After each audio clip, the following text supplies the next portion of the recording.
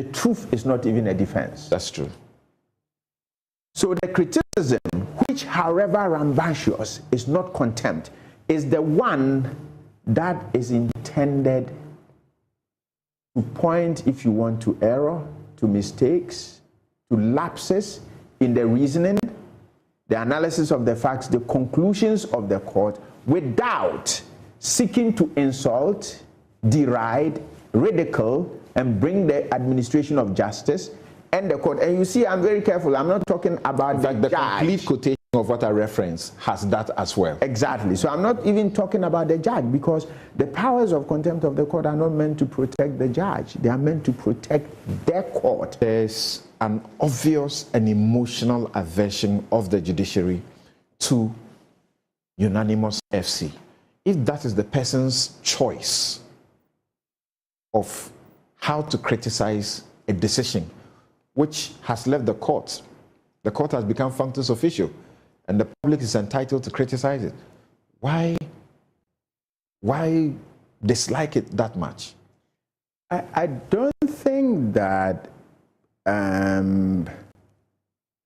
anyone dislikes unanimous FC. It is the contextual use of the unanimous FC that makes it an applause, or an insult, or a statement in disdain, meant to demean and undermine the judges and their independence when it comes to their judicial thought. When you use that term in the context where you are suggesting that these judges do not have independent judicial minds to make up minds of their own, it is not a positive use of the term. It's a term that is used in a way that will deride the court. Okay, that you suggest that something, I joined the Supreme Court not to express my thoughts and my thinking, and that the oath I took, standing alone and holding the Bible and swearing to God, I did that to go and append myself, just run with somebody's thoughts. Now, why is it that we go from one judge to two, to three to 5, or 7, or 9? The reason is, as the issues get more involved and get thicker and get more contentious, human learning and wisdom is that more heads are better than one. Mm. That's the reason why you now, it's as though the system is saying, even though you are more experienced, more knowledgeable, you went through a more rigorous process we can't trust one of you as we did even with the smallest judge. It is because the law in itself has an implicit recognition of shared wisdom and knowledge. In which they say tiku and kojina. Correct. You know, and the two heads are always better than one. Now, why must we think that the law put the 3 judges together not to find common ground on what is fair, what is just, what is conscionable, what is the proper construction of the rights of the parties, and resolve the matter in unanimity, but that the law put the 3 together to disagree with each other? It is because of our negativity. Mm. And so, you are a lawyer. When you pick a decision that is a collective expression of the shared wisdom unanimously of all the 5 judges, and when you pick one, which is a 3-2 decision, Samson, the law is the law. It doesn't take away from the fact that this is a judgment of the court. Right. But when you are citing that decision, it's for purpose that you will never miss the opportunity to say that this is a unanimous decision of this court. Because contra views always show that there's another way one could look at it. And that is very healthy, and the law allows that. But I think it's very subversive of the whole system of a peaceful adjudication of disputes if we are people who are more welcoming and want to have our highest court made up of elements who are always in disagreement with each other, First of all, when we looked at why we have courts, we say we have courts so courts can give clarity to the law. Is the law clearer when we speak in unison together or when we speak in separate voices? Have you seen a choir that when somebody is singing this way, the other person is shouting the other way? They will produce very good music. So those people who hold this criticism and use unanimous FC in a negative connotation, that's what they are advocating for. But unfortunately for them, I mean, the elements, by the time you get to that level, nobody subjects your views to another. And if you have the conviction and good reason to dissent or disagree, you will do so. Right. And you will see that the decisions are replete. I mean, I have had convictions, I've had convictions, I've dissented in decisions, but when I see wisdom, and I see that this is a superior enunciation of the law by some of my colleagues, I must dissent to show that I'm here to disagree with everyone for the sake of disagreeing. That will not be wise. That will not be constructive. That will not be progressive. That's not going to advance the cause of justice. So where there is a need, and something, it will amaze you. Let me give you a peep what happens in a standard, in our normal conference. So that's where we're going to come to how you arrive at your decisions. Yes. And reading Justice Dr. Bayer's book, as you have brought in the studio, gives good education. So how do you come to that? So that we don't, because we are friends, we know each other somehow, we agree that for this case, let's go against this person. No, it doesn't work like that. Look, Samson, so this is how your servants work.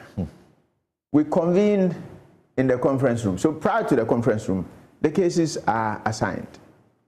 So the courts are empaneled, cases are assigned. The dockets and the work is assigned to each judge. And between when you receive this and the hearing, you read, you research, you make up your mind, one way or the other, conclusively or inconclusively. But our pre-sitting conferencing, when you guys are waiting in the conference room, is that we're in that room, and in relation to applications which they don't abide time, is that the routine is of the 5 judges, and as you know, seniority is a very important thing for judges. So when you see us walking, even the way we walk in order of seniority. It's such a protocol of order and due process that we live it. The way we walk in order of seniority. The way we sit in order of seniority. That's right. The way we speak in order of seniority.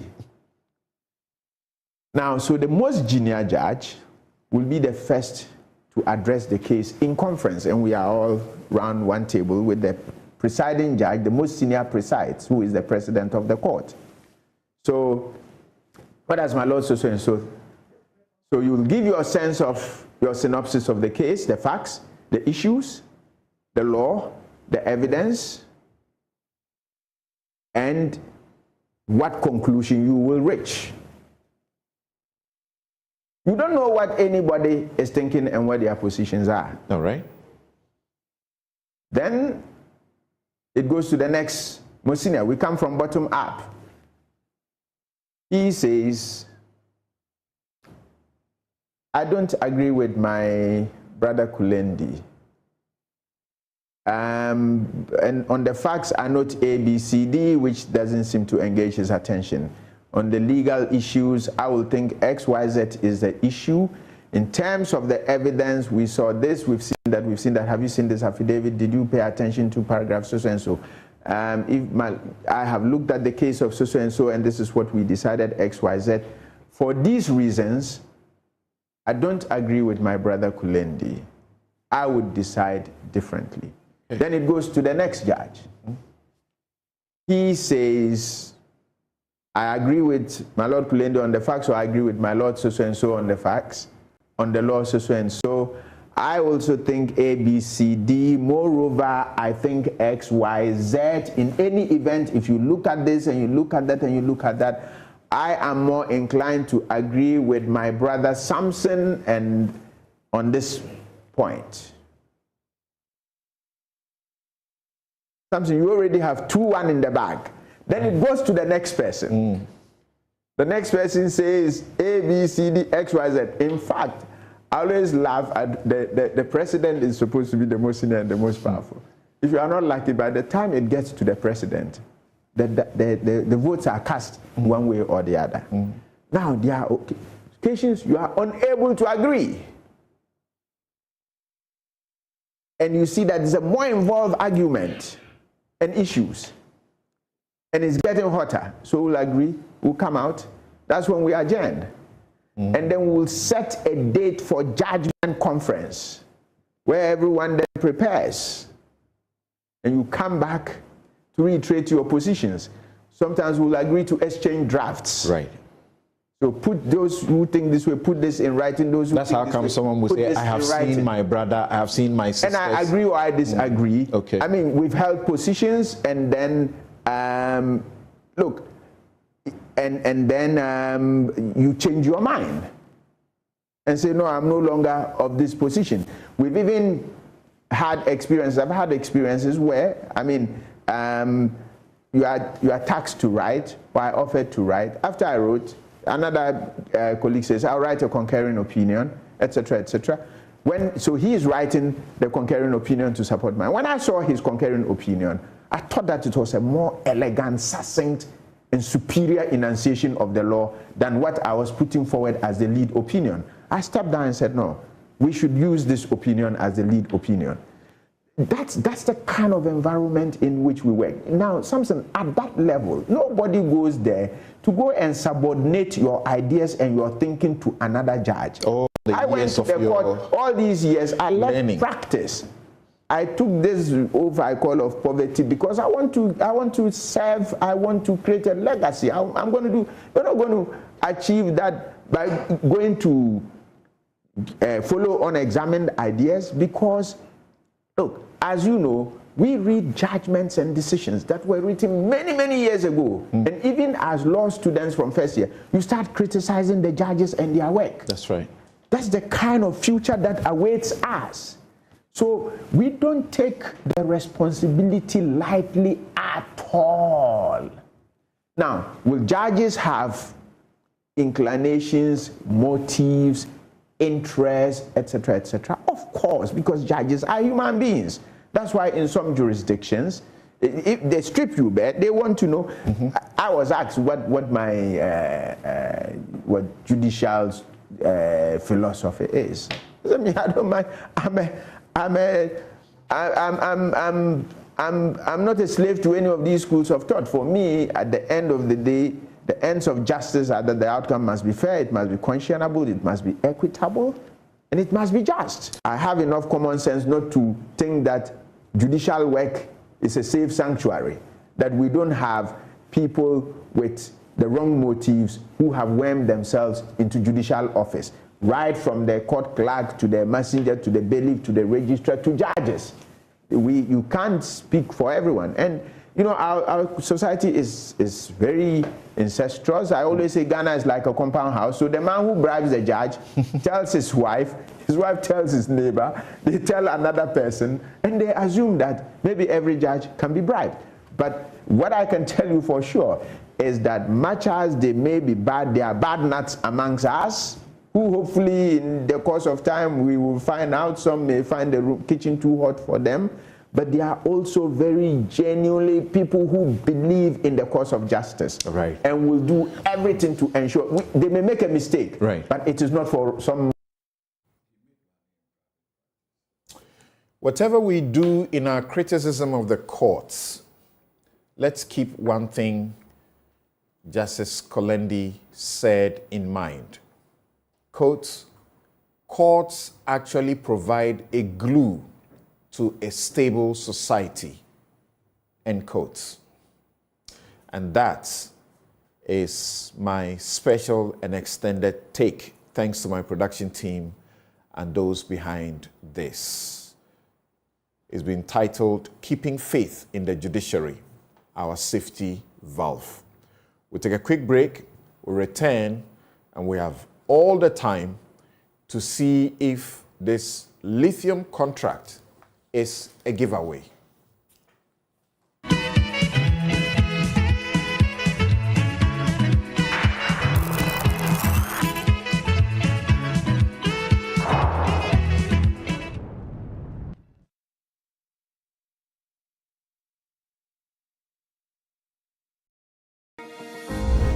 Today, the question is no longer, why do we have problems? But rather, how can we spin those challenges into opportunities? This is the revolutionary mindset we, students here at Academic City, are driven by.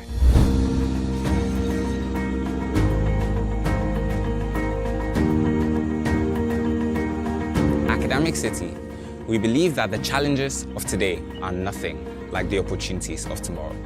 Hence, we're poised for the future. And so we say, come join us. Pakuli. Biasanyani. Oyai Tibatane. Zafula Nabia. Viens nous rejoindre. Brabe Kanyam. Aw, Amarasat Shamegojao. as we lead the charge to empower the next generation of future-ready leaders. Academic City University College, redefining university education.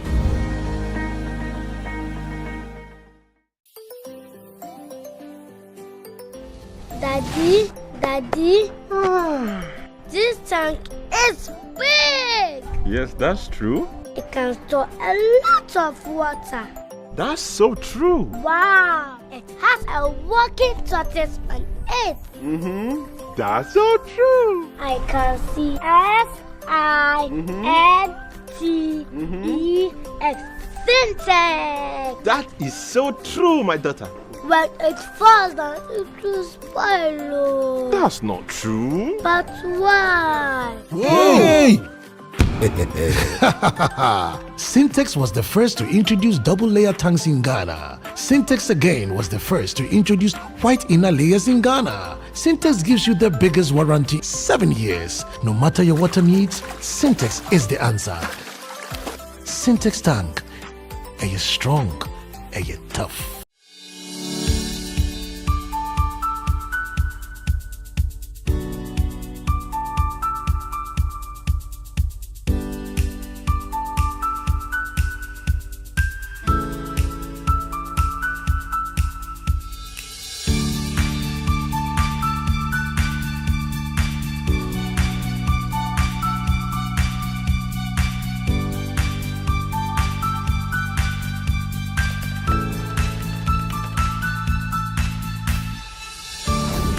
Doing never stops until the job is done. Turn your home and business into an internet highway and experience the revolution of working and playing without limits. Visit broadband.mtn.com.gh to sign up for MTN Fiber for home and business today. Ladies and gentlemen, we're going to demonstrate to you the superior properties of Flamingo paint as compared to other paint brands on the market. We take equal quantities of Flamingo paint and this ordinary paint. We then dilute them with water. And now, let the test begin. The gentleman on the left is going to apply the ordinary paint, and the gentleman on my right will use the Flamingo superior paint. As you can clearly see, Flamingo has the obvious better hiding. Furthermore, Flamingo has painted a much larger area.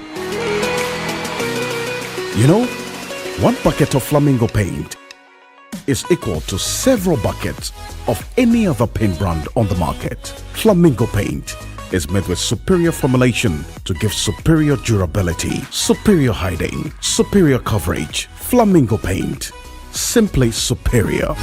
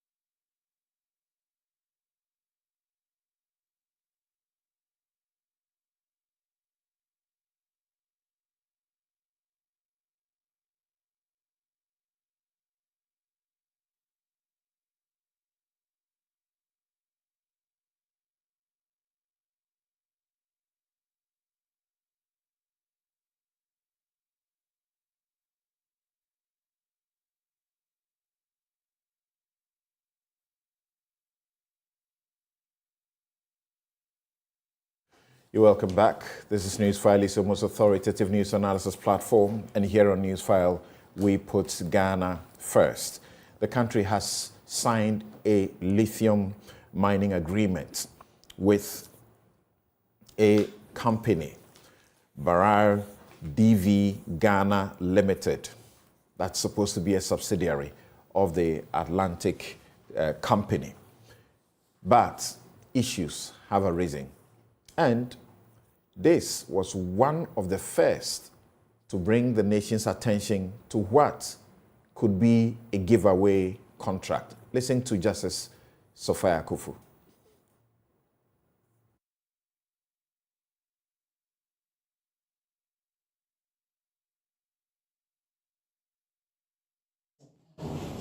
To Ghana, you should be asking for more counterpart in because it's yours. It doesn't belong to the Minerals Commission. It doesn't belong to it doesn't belong to any individual. It needs to people of Ghana. If you're not in the area, it stays. It's like the territory of Ghana. And it belongs to you. So I here wishes to advise Parliament to exercise caution and patience to secure a modern, best practice-based arrangement that will guarantee maximum benefit for the people of the Republic of Ghana, instead of the usual colonial type lease that benefits foreign companies masquerading as investors in their local cohorts. My view, my legal view, is that a transaction that requires ratification is not complete. It's incomplete. This is a document. It is signed and sealed and delivered. But because it is a deed which has to be ratified by a named authority, that is the Parliament of the Republic of Ghana, this process is incomplete. Anybody who allows this thing to end us in a judgment debt is a bad lawyer. So last week we had Martin Kwekwesi, Chief Executive Officer, the Minerals Commission, here in the studio briefly debunking some of the claims and statements conclusive made by the IEA, on whose platform the former Chief Justice Sophia Kufu spoke. He's back here in the studio. Thank you very much for making time to join us, sir. Also joining us and right here in the studio is Dr. Kwabena Donko, MP, Pru East, and former Minister for Power. Professor Ransford Jampo, an indigene of Infantsman, where the lithium is located, and president of the Salpon Forum and Infantsman Youth Association, joins us also because he is already sending some warning that if a certain percentage is not procured, the people, the indigenes, have the benefit of some sort of a corporate social responsibility of 1%.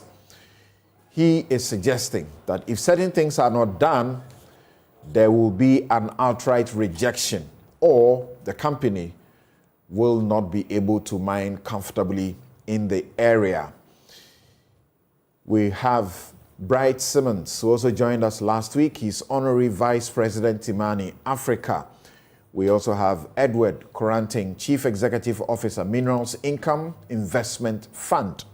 He's been speaking about how important it is for us not to lose sight of the fact that Ghana has two people on the board of the subsidiary, and we have one on the Atlantic's the main company's board as well, and that should not be taken for granted. It's important. Atlantic Lithium Equity Investment. Right. So let me begin with Bright Simmons. This, once again, is a game changer. The MIIF announces to us that's the Minerals Income Investment Fund, announces to us that at the end of the cycle of 12, 15 years, they expect to rake in some 2.4 billion United States dollars. And I was just making a comparison with how much it is we are at the IMF to save this economy. When we had oil, we were told about how oil was going to change our lives. Here we are at the IMF begging for 3 billion. So tell us about from where you sit, how important is this lithium thing in our overall ambition to have an economy that we can be happy about?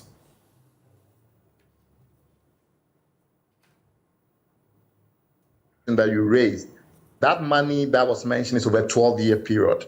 So you have to think of it in those terms. But is it fine if in the beginning I give you kind of like a rough overview of the lithium sector itself before I delve into the specifics of Ghana? Certainly. So this is a very interesting mineral. It's the lightest metal known to man, at least from from the research that I've conducted. And it's long been called white gold because it's being perceived as one of the most important minerals going forward as we move into the energy transition. The concerns that we have in civil society in Ghana is that there's been a bit of a failure of imagination in the way that the policymakers and the duty bearers have addressed the opportunity. Before we go there, I just wanted to give you a very quick overview of lithium itself. This chemical was discovered in the 19th century, sometime around 1817. And for many years thereafter, until the middle of the 19th century, the middle of the 20th century, it was primarily a medical input. So particularly for bipolar and mania and depression and things like that. Over time, its use began to diversify quite dramatically. And in this millennium, we've seen a situation where it was split among a number of different sectors until eventually, the last 2 years or so, about 85% of the lithium supply in the world is used mostly for battery and various power-related applications. So essentially, it's used in the kind of batteries that you have in cars that are electric cars, for instance. And it's expected that by next year, about 90% of all the lithium mined in the world will go into EV cars, electric vehicles. So the way you think of it is like, okay, a lot of the people in the world are going to shift from combustion engines, the kind of cars that use petrol, and they're going to start using battery-powered cars, electric cars. And 90% of the lithium in the world will go into powering these cars. So if you're going to buy a car that is powered by a battery, it's likely that the lithium-ion battery in there will use lithium either from Ghana, Chile, or one of the countries that produces it. The other important thing is that because of the anticipation due to climate change and other factors, that electric vehicle usage will really explode. Lithium is one of those minerals that people believe will see the highest growth in demand. In fact, among a number of the key transition minerals, those minerals that will be very important to the green economy going forward, analysts suggest that that lithium will see the highest growth. The other point to note is that lithium is a fairly complex. Its chemistry is fairly complex, and there are different intermediate and end products that you make from lithium. And rarely are you using lithium itself. It's a highly reactive element. So usually we use it in its compounds, whether it's carbonate, hydroxide, or things like that. And that is important, and I'll make another point later on. And so it's important to bear that in mind as you do your analysis. The thing that we also have to keep in mind is that as you refine it upwards, you do improve on the value add.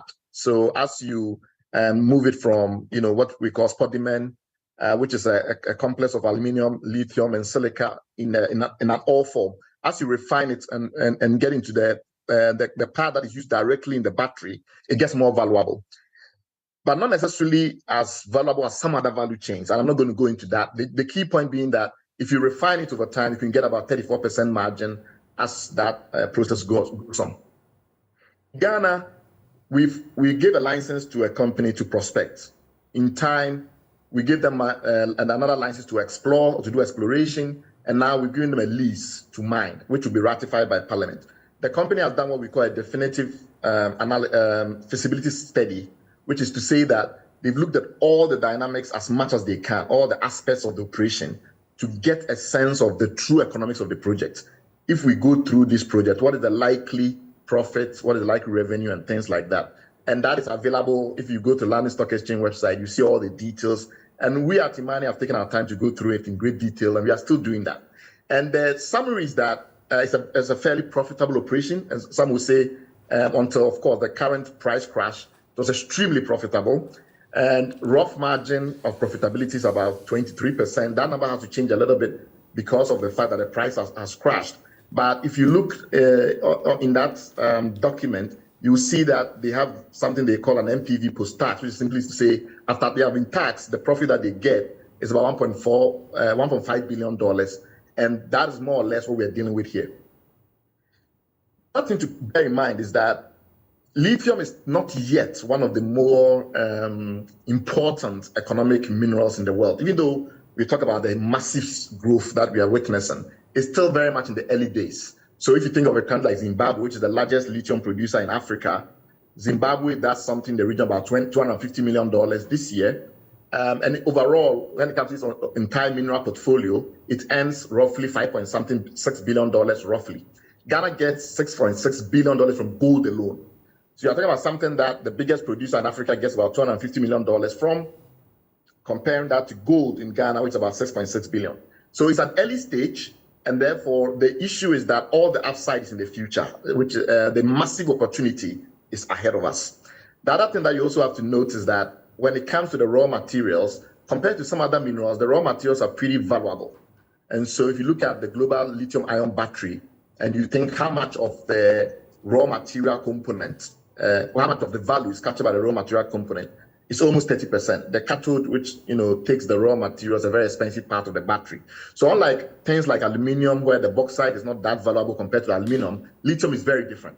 In the case of lithium and nickel and cobalt and these green minerals, it tends to be the case that the raw materials tend to be fairly valuable. So you have to pay attention, even at the early stages of refinement, unlike, say, bauxite, where often until you get to aluminium, you're not getting much value.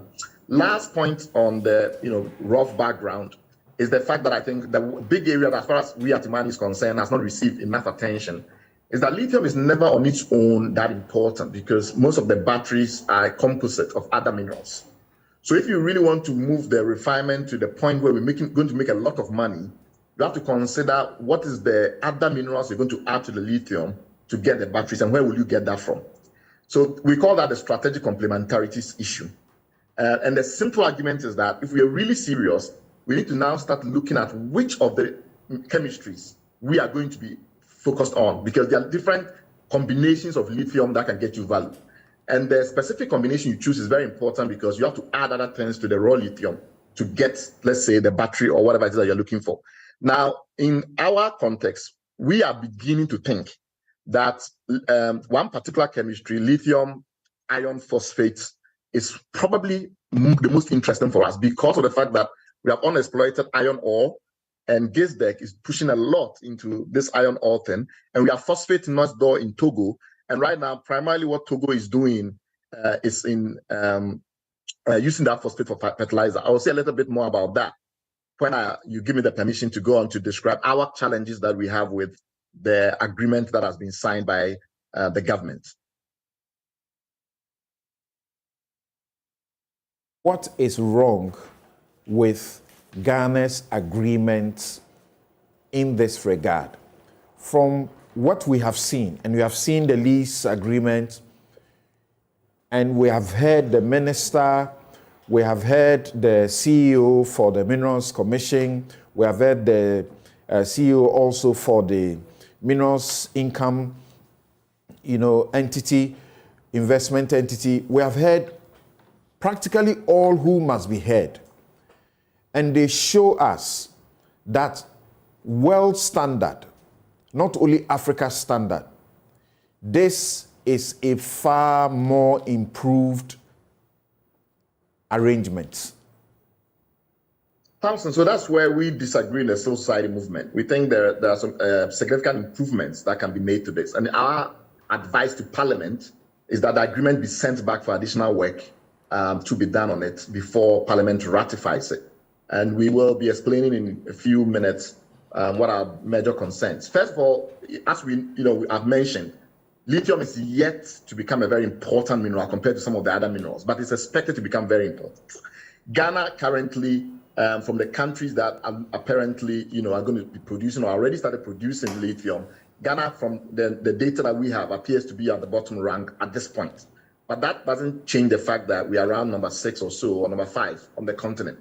So this is our first foray. We must get it right, given the fact that we are positioned in the pole position to be important. The minister, makes claims that are just simply not true, and with all due respect. He makes claims that this is the best deal ever, and he suggests that the fiscal terms are the most generous. And that is debatable in the sense that you think about the dynamics that are confronting us, the fiscal terms that have been presented in the agreement that we are all aware of. Yes, the 10% seems high because in recent times we've been signing agreements that some argue have shortchanged us, and the 13% free carry interest is interesting. But the truth of the matter is that you take the whole historic span of our mining industry in this country, those terms are not that generous, because we can say that in the 70s, Ghana automatically had a 55% participation rate. You couldn't do mining in Ghana unless the state owned 55%. So are we comparing our current fiscal yield on lithium to that era? Or we are having an arbitrary period of, say, from 1990 onwards, or what are we doing? So in short, there have been periods in our country when we had way more.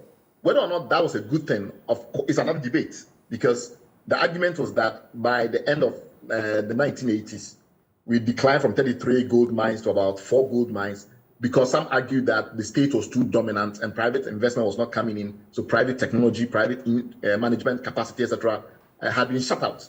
That is a separate argument. But to argue that this is the best in terms of the generosity of the terms is just not true, because we have a history in this country where in the 70s, the Champion government said 55% of all minerals belong to the state. How is your 13%, or even if you increase it to 19%, or even if you do go further to 29%, as the minister is saying might be the case, how does that compare? We also obviously have had variable royalty structures in the past, as some countries do. Some countries in the region and in the world don't have a fixed royalty arrangement, like we've decided to go for this lithium, in this lithium case. If you remember, as far back as 1987, when we decided to bring the new mining code and to strip away the excessive state dominance in our mining regime, one of the things we did was to pass a royalties law, and that royalties law established variation in the royalty rate. What it means is that how much we get from the outset. So basically, the royalty is something where, regardless of whether the company who is doing the mining makes profit or not, they pay you they pay you an amount. And that royalty, we decided in those days that the smartest thing to do was to look at the operating margin of the company, how much the company is making in profit, and then peg it to that. So when the price of the mineral goes up dramatically on the world market, the operating margin would automatically improve, all things considered, all things being equal, and then we can adjust our royalty rate. So if you look at that adjustment model, there were times when we could get as much as 25% royalty on paper. If you look at WB, for instance, which we signed in '88, and which I think over time Ashanti Gold took over. I think it's now part of the Downstream complex. That deal, from a computational point of view, could get you a 25% royalty because of the variable margin structure. So where did the minister get the idea that 10% is the highest we've ever got? I don't get where that comes from, because we had a period in time when we tied that to the profitability of operation, and based on that, there were periods where after a particular threshold was hit, we got a certain percentage of every extra margin, every extra marginal increase that they got. So that's just simply not true. The truth of the matter, as I've explained, is that even when it comes to what was in legislation, you will see that when the operating ratio hit 70% in the policy that was signed by Mr. Kwame Pepra in 1987, our royalty rate will hit 12%. And that's even forgetting about operating marginal analysis. It's just a basic minimum arrangement. So in those instances, that royalty was higher than the 10%. And this is something that everybody knows. Anybody who pays attention to mind this country knows. So why would somebody advise the minister? Now, I don't expect that the minister will have time to check all of these things. But senior advisors, including the head of the Minerals Commission, who was so aggressive on the civil society movement because he claims IE had got some number wrong and was all over us. How on earth did he advise the minister that 10% was the highest we've got when we've had fiscal regimes in this country that allows a minimum threshold of 12%, where the operating ratio is above 70%. And if you use the full variable margin analysis that was in that regime, could take you to a royalty of over 20%. So that is as simple as it gets. It's just not true. The other point is that now we give a lot of discretion to the minister. So the minister is able to negotiate these terms, which is why we are also arguing that Parliament exercise extreme scrutiny. Because what we have now is not like we had in the past, where these matters were deferred to legislation, but specific legislation. So in the contracts that we've signed in the past, before our current approach, when we decided to introduce a new mining code in 1987, that arrangement required that the royalty rate be deferred to the specific legislation, which would have gone to the People's Parliament if it's a democracy. So in those instances, the royalty is not something that the minister just gets up and put in. And now that we have a situation where the minister just decides that it's going to be 10% or 3% or whatever, we think that it makes sense for Parliament not simply to rubber stamp it, but to take another look and say, look, can we go back to a variable margin structure? What is the pros and cons of that? Is it an issue of uncertainty? Will that affect the share price of our partners, which is the private company? What would be the problem if we say, if you make more money, you also want to make more? The other thing that we have to bear in mind is that the minister does some comparative analysis, which is very helpful, by trying to compare it to other countries. And I like that part very much because I think comparative analysis is always a very good thing to do. But I think in some instances, there was a lot of selective analysis, which I don't like. I don't like that because I think when it comes to government officials, their attitude, especially the civil servants who are advising the minister, the attitude to be absolutely objective, not an attempt to propagandize on behalf of the government. It's not the role of the CEO of the Minerals Commission to make the government look good. The role of the CEO of the Minerals Commission is to make sure that the public is getting the best information as possible and is doing his job purely in the national interest. So when you say, for instance, that we are doing better than this, we are doing better than this country, but you don't add the other countries and some of the other things they do, which we are not doing, then you're not giving an objective analysis. So to give you an example, we all know that Zimbabwe and Namibia have introduced policies to ban the export of spodumene concentrate, or what most people call raw lithium. And they are requiring that you do downstream processing to improve the value. We have not yet done that. And I'll show that in the agreement, we've not really imposed that condition. Some will say that is more nationalistic. In Mali, for instance, they've adjusted their policy that allows them to get 20% additional participation on top of the 10% free participation. So they get 10% for free in the equity of the company in their country, and then they get an additional 20%. In our case, we are hoping in further negotiations, because that's not what is in agreement, that we'll get 20%. What is in agreement that is assured is the 10%. The 13%. So in that sense, the Malian regime is more beneficial. But we don't really talk about that. We don't talk about the fact that in Zimbabwe, they have a state lithium company, and they had arrangements to have state participation in actual mining. So they have a joint venture between Zimbabwe Lithium and Zimbabwe Mining Development Corporation, even before they had the expansion that they've seen in their reserves. So my concern there is not that compared to others, we are not doing well. My concern there is that there are others who have done things where the country has benefited more if we are using purely nationalistic terms, like how much in total do you get. But we have to be careful about that whole analysis, because what the country gets and what the investor gets is a dance. You have to do well by the investor, you have to do well by yourself. And it's very difficult to use these very blanket comparisons to attempt to prove that Ghana has done better than all the other countries, because all the countries have done different things. Namibia, for instance, a lot of people talk about the fact that they don't have free carried interest. The government doesn't automatically get get a share in the entity that is doing the mining locally. But Namibia also has a higher tax rate than we do. Namibia also has a stronger joint venture, a tendency to promote joint ventures with Namibian companies. And the lithium that's being mined in Namibia is a joint venture between a local company and a Chinese company. So there are these complexities that I think was not well served when you look at the way that the comparisons were made. Anyway, one of the more concrete, and here I'm going to now talk about, rather than my analysis of what the minister said, the specific things that we think should be improved. In the agreement, we tie our royalties to the sale of the minerals. Now, the challenge there is that the sale of the minerals then automatically means that the sale arrangements that the company makes dictate the pricing. And we think that there is room to look at whether we can start to explore a benchmark pricing index. Essentially, if you think of, if it was gold, where it's a very developed market, so there isn't a lot of, the volatility is not as crazy. There's the London Metal Exchange and other benchmark, which gives you pricing for sports and future. And it's easier in the gold agreement, for instance, to say that when you sell your gold, we don't care how much you sold it for. Our royalty will peg to the pricing benchmark for LME. And why is that important? It's important because it stops you then from having agreements with people to do offtake that may be lower than we could get in the open market.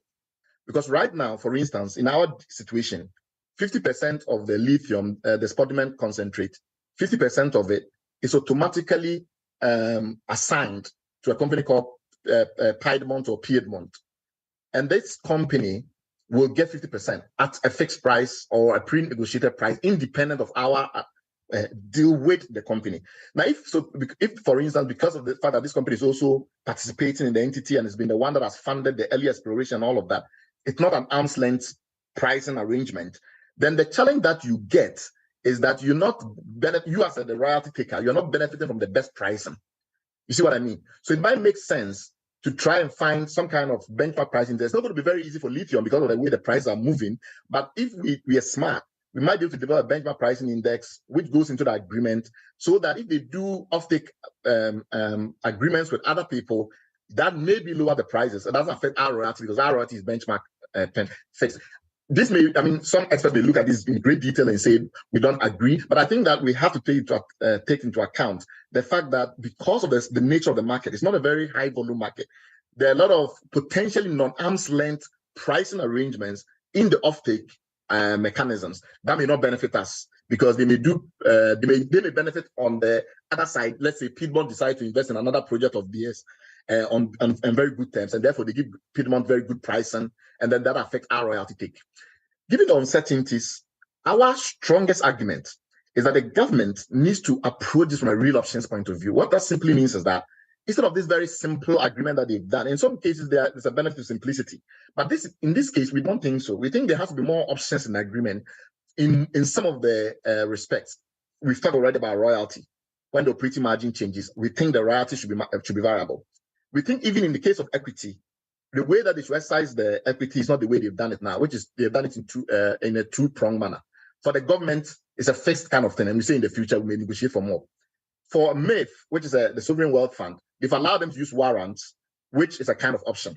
So what it means is that they have the right but not the obligation to buy more if the price improves. But there are other options that we can use, and why not use it for the state too? Because MIIF, given the fact that they can easily exit their position, given the fact that they are a sovereign wealth fund, as opposed to the state, where we are a lot more, the regimen is much more stricter. We are not too happy that the state is not using options, not using some of the warrants. So not just warrants to exercise when the strike price is at a certain level. We want warrants that do other things as well. And we think that the agreement is too simplistic, given the uncertainties in lithium. If you're doing gold, we wouldn't have a problem. But lithium, a lot of crazy things are going on. For one thing, there is a lot of aggressive push. There's a massive and aggressive push to look for alternatives to lithium-based batteries. Laboratories all over the world, some of them funded to the tune of billions of dollars, are experimenting with all manner of battery technologies. In a time may come when lithium-ion batteries are not the big deal in electric vehicles possible. We don't know that. There's a recycling boom where after you use the electric battery, remember that the batteries for NMC, for instance, just 4 years. After 4 years, the charging ratio drops to as low as 20%, and people just simply change it. So when you throw away the battery, nowadays people are recycling the lithium, and that boom is really increasing. a time may come when we are getting more lithium from the discarded batteries than we are mining afresh. And we don't know yet. All of those things, plus, of course, the thing that everybody's talking about, the massive crash in prices. Prices have dropped from a high of about $81,000 a ton for lithium carbonate and hydroxide to something like $16,500 this month. So that's a massive drop in value. So we don't really know what is happening with this lithium thing. That therefore requires that we're very careful in the way we structure the agreement to take into account the uncertainty. The other point is also in respect to the same uncertainty is that we are not, this is not good where we are, the company that we are dealing with is some big established global company with a long track record. This is a very junior miner. In fact, so junior that when they were doing their prospectus in August 2022, they actually boldly said that they had all their mining licenses and they have everything and they are ready to do production. In 2022, when they didn't have a mining license, they didn't have a mining lease, to talk less of one ratified by Parliament. But they were already saying their prospectus and they were raising just $13.2 million. A company that has to tell such obvious untruths, because everybody could have checked in their prospectus in order to raise $13.2 million. It's not a very strong company. Its total market cap, even at that time when it did the raise, was about $342 million. Newmont is about almost a $50 billion company. So this is a very small company. Small companies in early stages of their formation, recently their biggest shareholder tried to acquire the whole company. They didn't agree. That's assured. It's a lot of things can happen. And for all those reasons, and the fact that it's also a very complex structure in the way that is set up in Ghana, it has, these multiple subsidiaries and multiple contracts. Remember that part of the same company of its subsidiary has been operating as a botine for a long time in Ghana, hustling in the gold trade. It's not a very strong company is what I'm trying to say. So you have to be careful in the way you structure your agreement to take that into account. And now we take on MIIF, and I'm happy that the CEO is here and can answer to this. But there are a lot of self-congratulatory claims that they make, which are a bit problematic for us. For instance, they make the argument that they've already started to make significant capital gains appreciation on the investment they've promised to make. And it's not clear yet whether they've already signed the documents and therefore they own the 6% contributing interest in Awaya and the 3% in the holding company. But they're not saying that, because at some point in time, the price moved from 26 cents to 34 cents, they've already made money. But that's not how you do these analysis. These are you have to take into account the price over a longer period of time to see whether or not these are trends that you can bank on.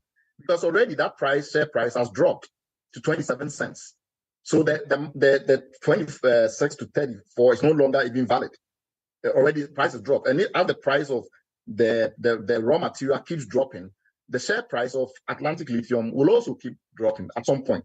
So it's not clear why they do that. Already this is a company that has lost almost half of its market value since it was established. It's moved from about $342 million to about $168 million. So if you are investing in it, you don't become so self-congratulatory. I'm not saying that there's a problem with the investment. I'm just saying that it's too early to be prematurely celebrating. It could well be that it's a great coup because of what we are all aware of about the transition. And so lithium is going to be big. If lithium is big, Atlantic Lithium is big. But my argument is that we have not seen that yet. To already say you already see massive appreciation, I think means just propagandist. And for a sovereign wealth fund, you should be extremely conservative. And we have the same with anti-dilution. You don't say anything about the anti-dilution. But the dilution issues in a very early stage company could be said that your 3% could be wiped off if they raise more money, unless you have anti-dilution. And you don't say anything about that. So we have very great difficulty understanding the value of the investments you've made. And we think it's too early stage anyway. Secondly, there's the valuation that has been made about the project. Remember that there is a holding company and it owns a certain share in what's going to be produced. Half of it has already been pre-sold. So for the value of the project, there is a certain valuation that you try and give to the project itself as opposed to the company. And we've seen three different numbers by MIIF.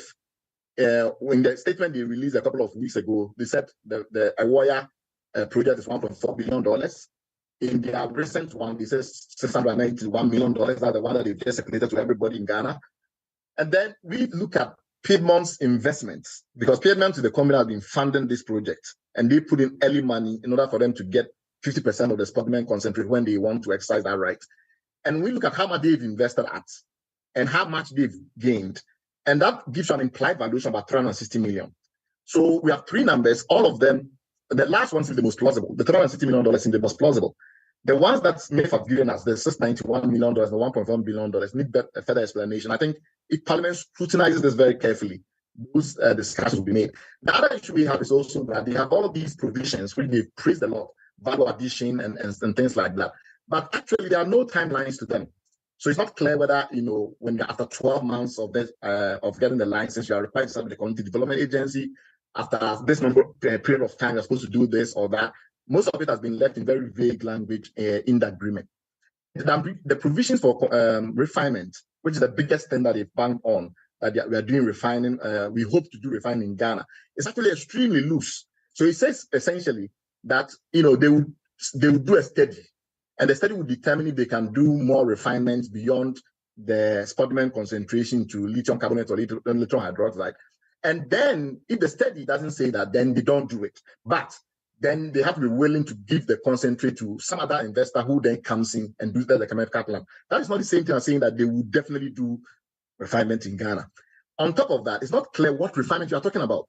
Is it that, so if the company, for instance, moved from 5.5% spodumene concentration to 6% spodumene concentration, because remember that in what they are going to be processing now, half of it is 5.5%, the other half is 6%. If they decide to shift the other half from 5.5% to 6%, would that qualify as refinement under this provision? No lawyer who reads this can tell you that for sure it doesn't. Or what if they decide to do intermediaries? So move from, let's say, lithium oxide, the raw lithium oxide to some sulfate or chloride before they do carbonate and hydroxide. Would that qualify? We think that whole thing should be drafted with a proper schedule, which gives you some specification for what will be considered refinement in this area. Last set of points. We also think that the geopolitics in this is very interesting. There's a huge competition between China and the US. The way this has been framed internationally is that this is the first time the US has won over China. And so Ghana has this, leverage that we can apply. And I think we should do better with that. And that comes to the issue about strategic complements. Lithium alone doesn't really get you to the battery space, which is where we have to get you if we want to really transform our economy with lithium. The battery space requires other minerals, and if you look at the world, there's this very fascinating game theory going on about how the different minerals combine with each other to create strategic opportunity. We think that our opportunity here is potentially in lithium iron phosphate, and because we have iron here, we have lithium here. Lithium iron phosphate batteries use less lithium, and also now, based on the latest studies, they are outperforming NMC, the nickel cobalt based batteries. And lastly, we have Togo just next door, and we have AFTA.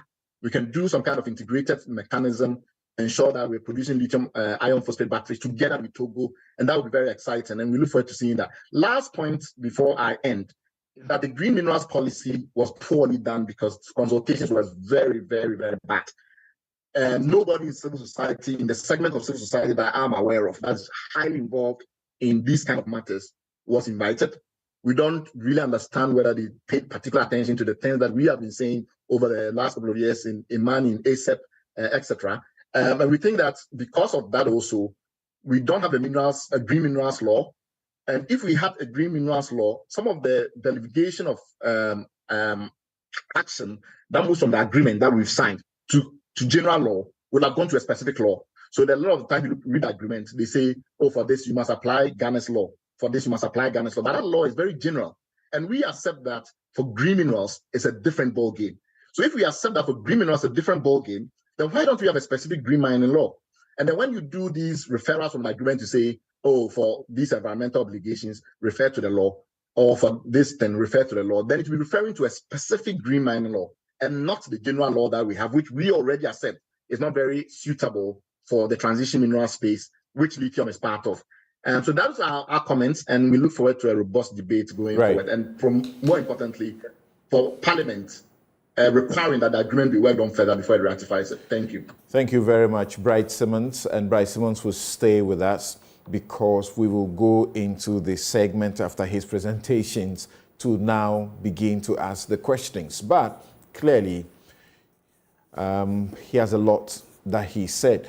For example, he's saying that there was no civil society involvement in the green minerals, policy making.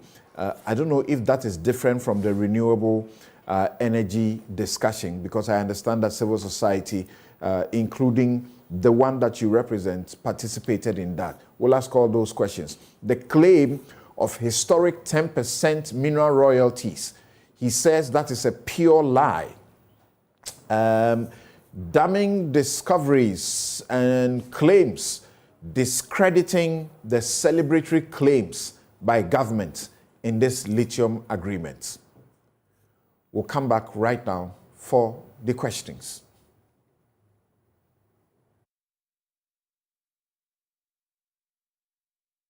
Look at the way the law. Ratification by Parliament is a condition precedent, and as the Supreme Court explained in the Eston Cubic case, an unratified mining lease confers no enforceable rights, and government has always been mindful of this decision. The mining lease in question will be laid before Parliament for ratification. That is non-negotiable. But before such agreements can be laid before Parliament, it must go through a number of processes, including securing Cabinet's approval.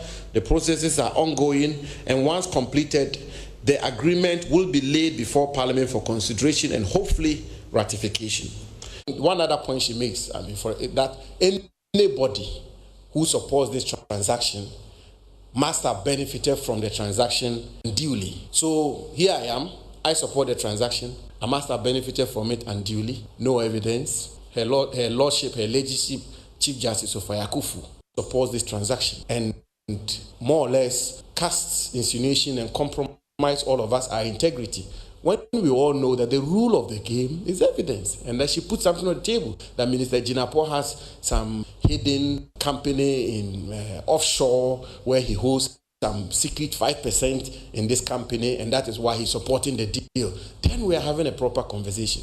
But you make this statement that everybody, anybody who supports this transaction must be benefiting from the transaction unduly. Sam Jonah, one of the foremost leading mining administrators in our country. If I'm not exaggerating, I'm not too sure that there is anybody, inclusive, who can match up to Sam Jonah's pedigree, at least when it comes to the mining sector of our country. Sam Jonah has come out publicly to say this is one of the best transactions Ghana has ever negotiated for in the mining industry. He's on record. It was published on the Daily Graphic. I read it. Per the logic, respectfully, very respectfully, per the logic of stateswoman, former Chief Justice, Sam Jonah is supposed to be benefiting unduly from this transaction.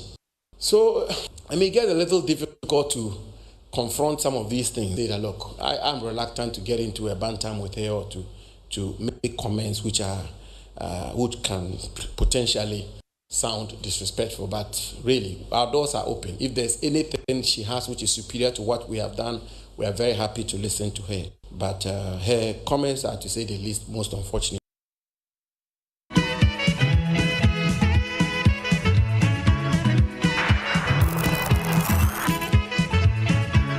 Ladies and gentlemen, we're going to demonstrate to you the superior properties of Flamingo paint as compared to other paint brands on the market. We take equal quantities of Flamingo paint and this ordinary paint. We then dilute them with water. And now, let the test begin. The gentleman on the left is going to apply the ordinary paint, and the gentleman on my right will use the Flamingo superior paint. As you can clearly see, Flamingo has the obvious better hiding. Furthermore, Flamingo has painted a much larger area. You know, one bucket of Flamingo paint is equal to several buckets of any other paint brand on the market. Flamingo paint is made with superior formulation to give superior durability, superior hiding, superior coverage. Flamingo paint, simply superior. Life is good today, but tomorrow may be different. You don't have to keep working or depend on your children during old age to live comfortably. When you level up, remember that things can change. You don't have to depend on others if an accident leaves you permanently disabled. You have an expectation of a comfortable life during retirement. We hope it doesn't happen, but a booming business can sometimes decline. You want to be there every moment for your loved ones, But tomorrow is not guaranteed. But with SNIT, you can secure your future. No matter the work you do, register and sign up for SEED from SNIT for old age pension, invalidity pension, and survivor's lump sum benefit for your dependents. Take control of your future. Ayo Dachio, Fano Pass now. Contact SNIT for more inquiries. SNIT, we deliver on our promise. T's and C's apply.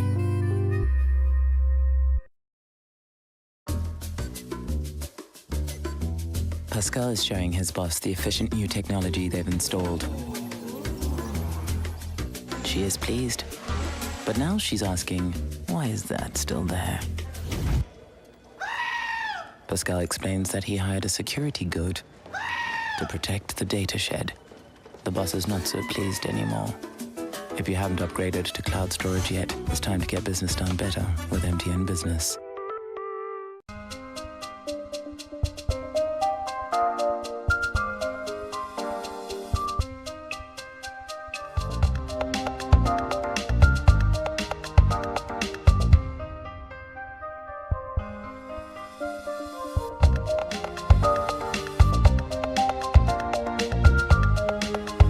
Miss VIP.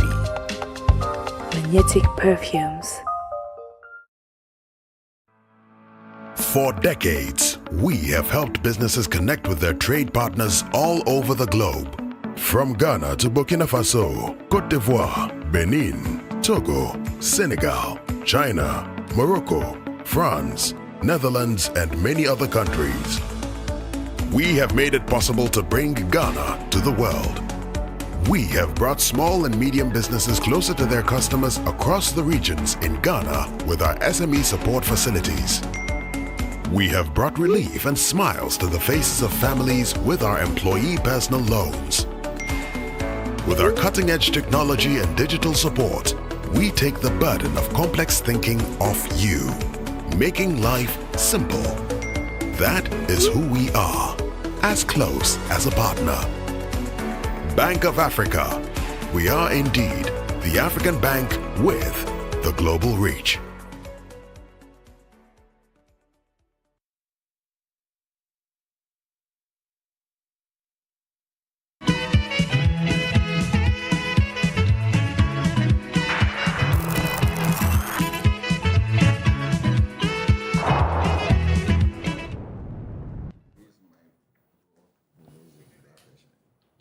You're welcome back. This is Newsfile. It's your most authoritative news analysis platform. And here on Newsfile, we put Ghana first.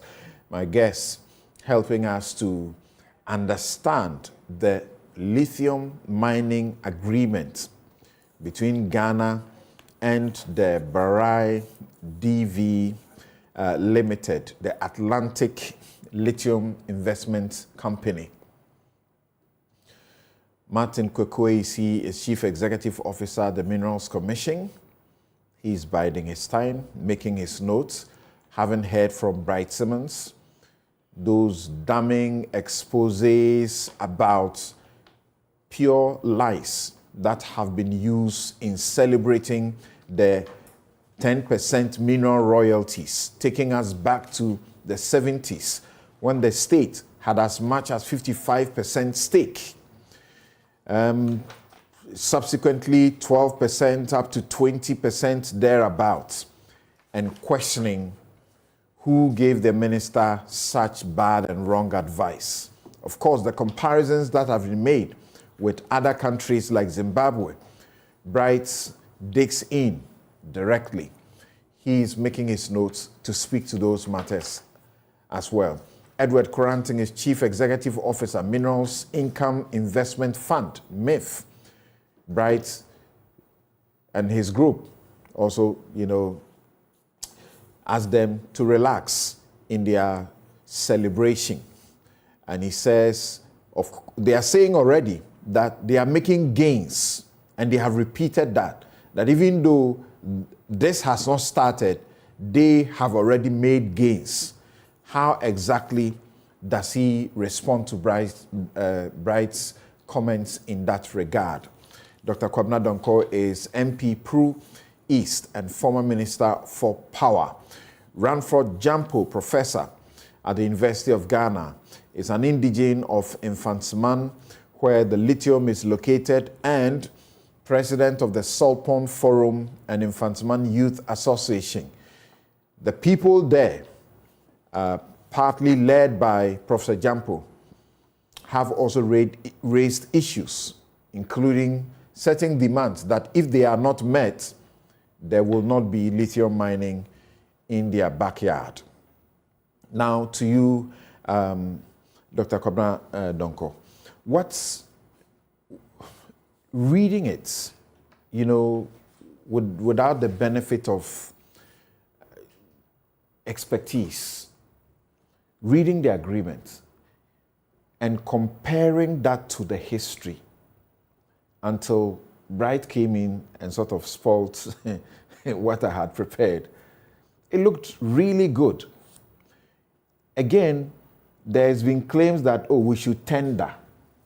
How do you do that for a company that came in 2012, started, you know, the exploration, prospecting, then subsequently has invested in excess of, is it $50 million US, as we are told, to come to this point? And you have to give them a contract to do the work. You say, let's go and tender. How do you do that? I have read research work that says that in terms of mineral exploration such as this, you don't say tender. What happens to the person or the entity that has already spent so much, a fortune, in discovering it? Thank you. I want to start by saying that I'm a believer in resource nationalism. And I believe that is, for me, the starting point. The resource belongs to the people, and so the people must benefit from the resource. That is the starting point. However, resource nationalism must be based on knowledge, must be based on fact, must be based on commercial reality. So we have people outside the sector rightfully wanting and demanding more for the Ghanaian state. I don't have any problem with that. However, there is a very good article by Ken Hado in the Journal of Energy and Natural Resource Law on tendering. Whether I've read that. Yes. So the question is, to do a good tender, fortunately, natural resource, particularly mining and petroleum, oil and gas, are both extractive. To have a tender, you must have adequate, credible information. If we decide to resource, for example, the Geological Survey Authority to do the initial prospecting, do the initial survey, do the initial prospecting, and we now have certain data that we have this mineral resource, we have this mineral, then we can call for a tender, because like we do in petroleum, because then it is known, you've shot your seismic, you have all your data, so then you are tendering to get the best terms. But not when out of every 10,000 prospective prospects, you are only going to get 1,000 prospects, actual prospects. And then when you actually do the work, you will be lucky if you get another 10% coming to culminating in a mine. So there is such huge unknown risk. And I'm 65 years old. I've lived through regimes. We had the State Gold Mining Corporation in the gold sector. Why did it collapse? First of all, the Ghanaian state couldn't put in the needed resources, the investment needed. We couldn't. Then there were issues with technical and commercial management of this. In those days, we had majority control and we couldn't manage it. Has something really changed? I'm also the ranking member on state-owned enterprises, and the history is generally abysmal. So first, you concede that the question of tendering doesn't come in at the start. At this stage, no. Unless we do further work. Our law actually makes provision where we are the ones who have made sort of the investment into gathering the information about the discovery, then we can tender. Yes. But in this case, like you read about the researchers, you agree with their conclusion where they say, I read just a portion of the conclusion, where they say, for hard rock minerals, material value occurs too late in the prospecting, exploration, evaluation cycle for it to be, in most cases, available to the state to tender. In the early stages of hard rock exploration, unlike with oil and gas, the odds of economic success are very low, and therefore mineral rights for such activities have too low a value to be worth tendering. Alternatively, the costs and risks required to generate value worth tendering are too great for it to be prudent for the state to incur. Having borne the costs and risks of value creation, as it should, the private sector should have the secure right to an adequate return on its investment. No, I agree with the conclusions. However, this does not mean the Ghanaian state should not maximize what it can get from the arrangement. My major thesis is that if Ghanaians want to get more from these relationships, we should be prepared to invest more. And one of the things I would be raising when this agreement comes before Parliament for ratification is that MIIF should increase its equity shareholding. So we are going to put as that MIIF should put money where its mouth is. I think MIIF should be able to do more than the 6%. You just made a concession, which means that there is fairness in allowing the prospector and explorer to have the exclusive right to mine. No, the right to mine is not necessarily exclusive. For the investment you've put in, yes, you have the right to mine. All I'm saying is that MIIF is not carried. MIIF is putting in equity. That is the difference. MIIF is putting in equity. So my personal position, and I've espoused this, in fact, even I told the minister, that we should get MIIF to increase its equity in it. When we increase our equity, then we get a lot more from the venture. But that is even not the only issue.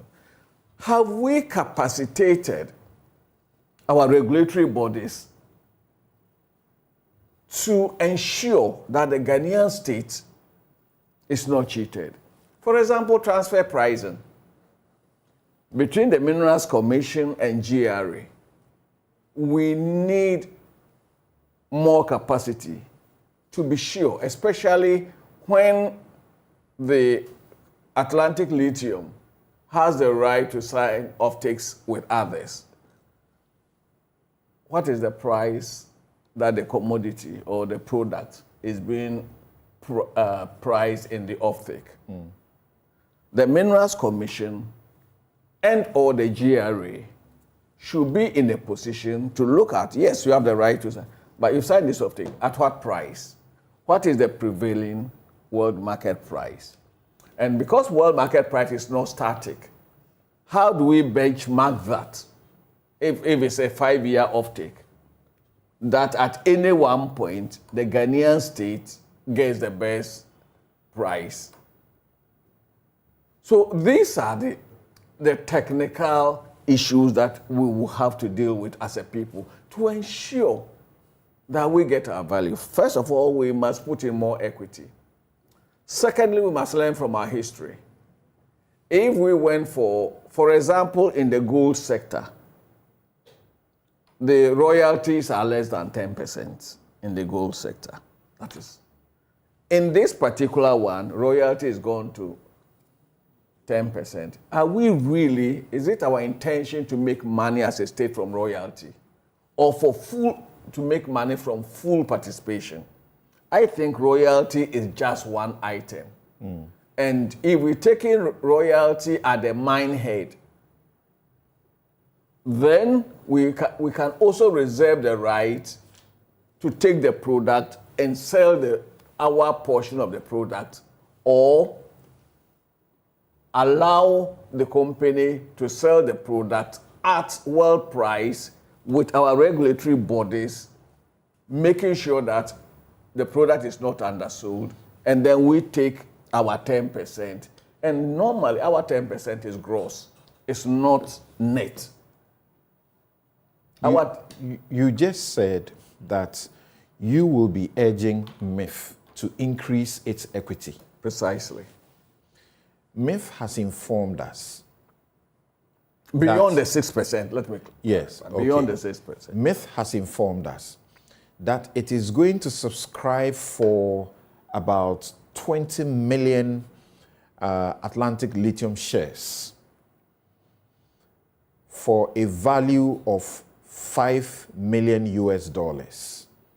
equaling 3.06% of the total issued share capital of the company. They also say MIIF has the right and warrants to buy more shares at locked-in price, and this could increase MIIF shares in Atlantic to 4.5% if warrants are exercised. What's your specific, what specifically are you looking at when you say they should increase their equity? The 3.3% you mentioned is in the parent company. It's not in the Ghanaian operation. I'm talking about the Ghanaian operation. We have very little control over the operations of the parent company because that is outside Ghana. But I am talking about the 6% in the Ghanaian entity that we would need. My personal position is that MIIF should increase its equity in the Ghanaian operation.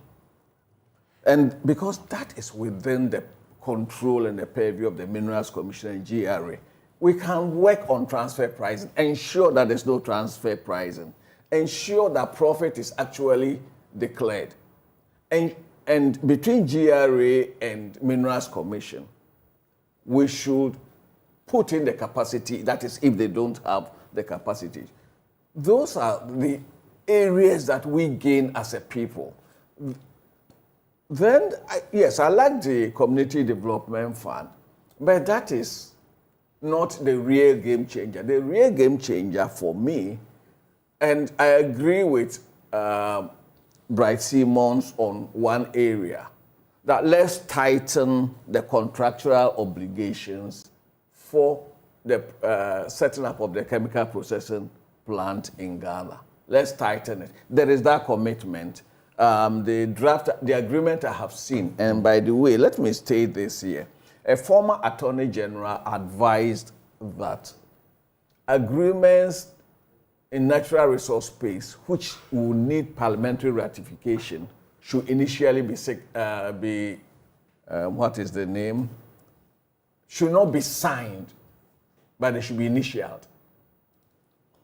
Until Parliament ratifies, then there is a formal signature. That was also the advice given to us when... But the law says it's an agreement you bring there. It doesn't say it's an incomplete agreement you bring to Parliament. Well, you see, I am not a lawyer, but the difficulty then is that if Parliament rejects it, can they sue? Can they take us to arbitration? If Parliament rejects it... There is a precondition.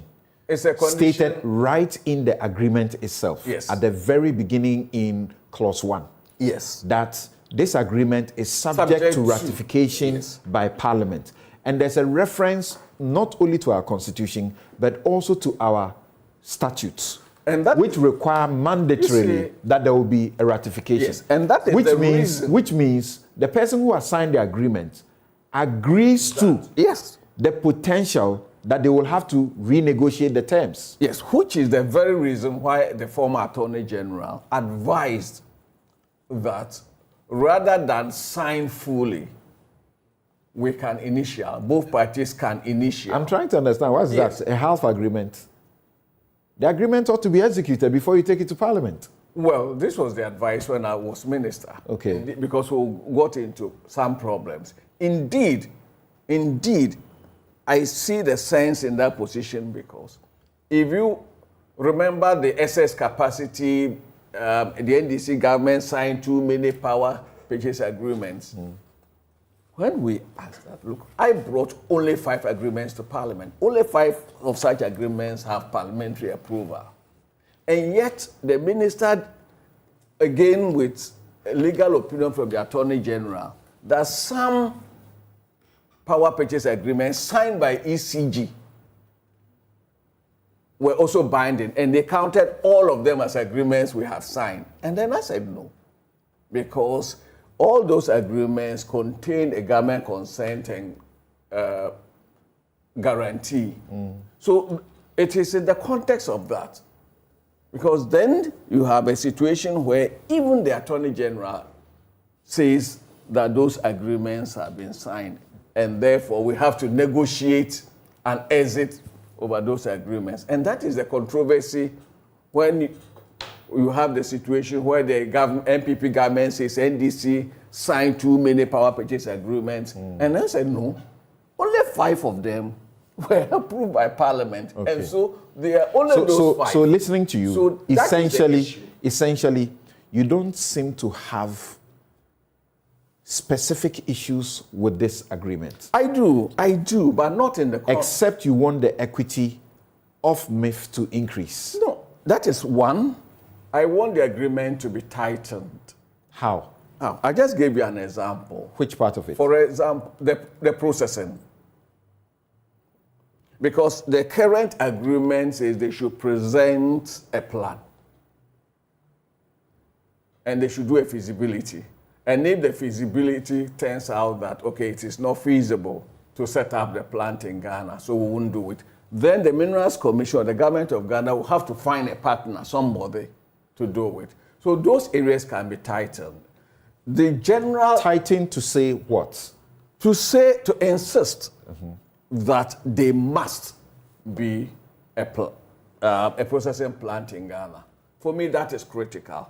But it is the feasibility that determines having that. So we either do the feasibility first. Which we understand has been delivered. Yes. We either then do the feasibility first before we sign the contract. Then we are extremely specific. So that area can be. But I also have an issue. But the language of the contract makes provision that once feasibility supports, then it ought to. But if the feasibility proves negative, it's consequential. You don't have to. You see. So what is there to tighten? There is a lot to tighten. We must not export the raw material. Which is a given, which is already set out in this contract. No. From your very argument, if you say, what if the feasibility is negative? What do you do with it? From your argument, turn it the other way around. Okay. And that is why one of the reasons why thankfully, Mr. Isi is here. We also have Edward also on the line with us. So let's get some direct answers from them right now. On this. I'm not. Okay, go ahead. Because my colleague has so much more. But the most important thing is to look at mining, and in particularly the green minerals, holistically. I would prefer that we have a law, whether it comes under an LI specific to green minerals, or we amend the existing mining and minerals law to make provision for green minerals, so that we are extremely clear. But we should also understand that we are on an unknown trip. I believe a lot of research is going on to find alternatives to lithium for batteries. A lot of, if you read the literature, there's a lot of research. What if tomorrow there is a new product? What do we do with our mind? Okay. And that is where the byproducts, very little emphasis is being placed on the byproducts in the public space. The kaolin is critical, the silica is critical. The three major byproducts, their impact on our industrialization.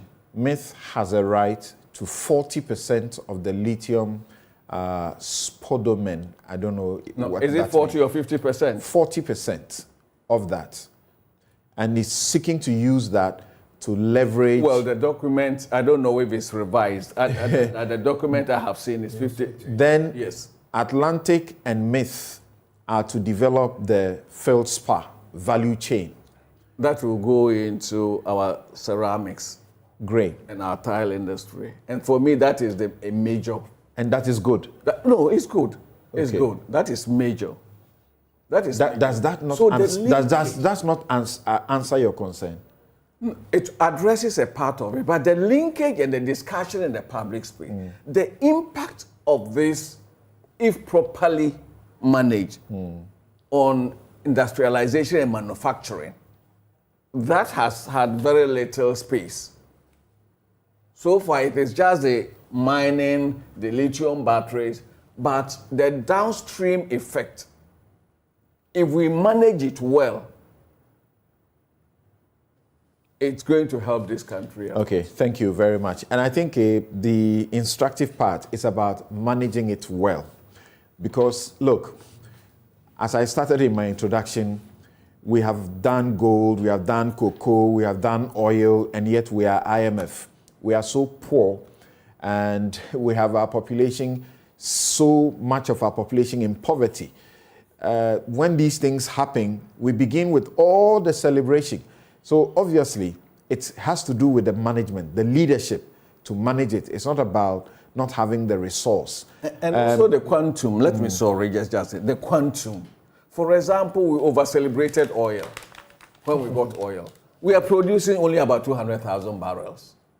So the quantum, and this is also relatively a small discovery at this stage. But it is important we get the policy right. Ms. AC, let's have your responses, and I can see you noted them down in a certain way. So I'm not going to stampede you into any. Beginning with Bright, the red flags that he raised. Some of them facts. You can't deal otherwise with them.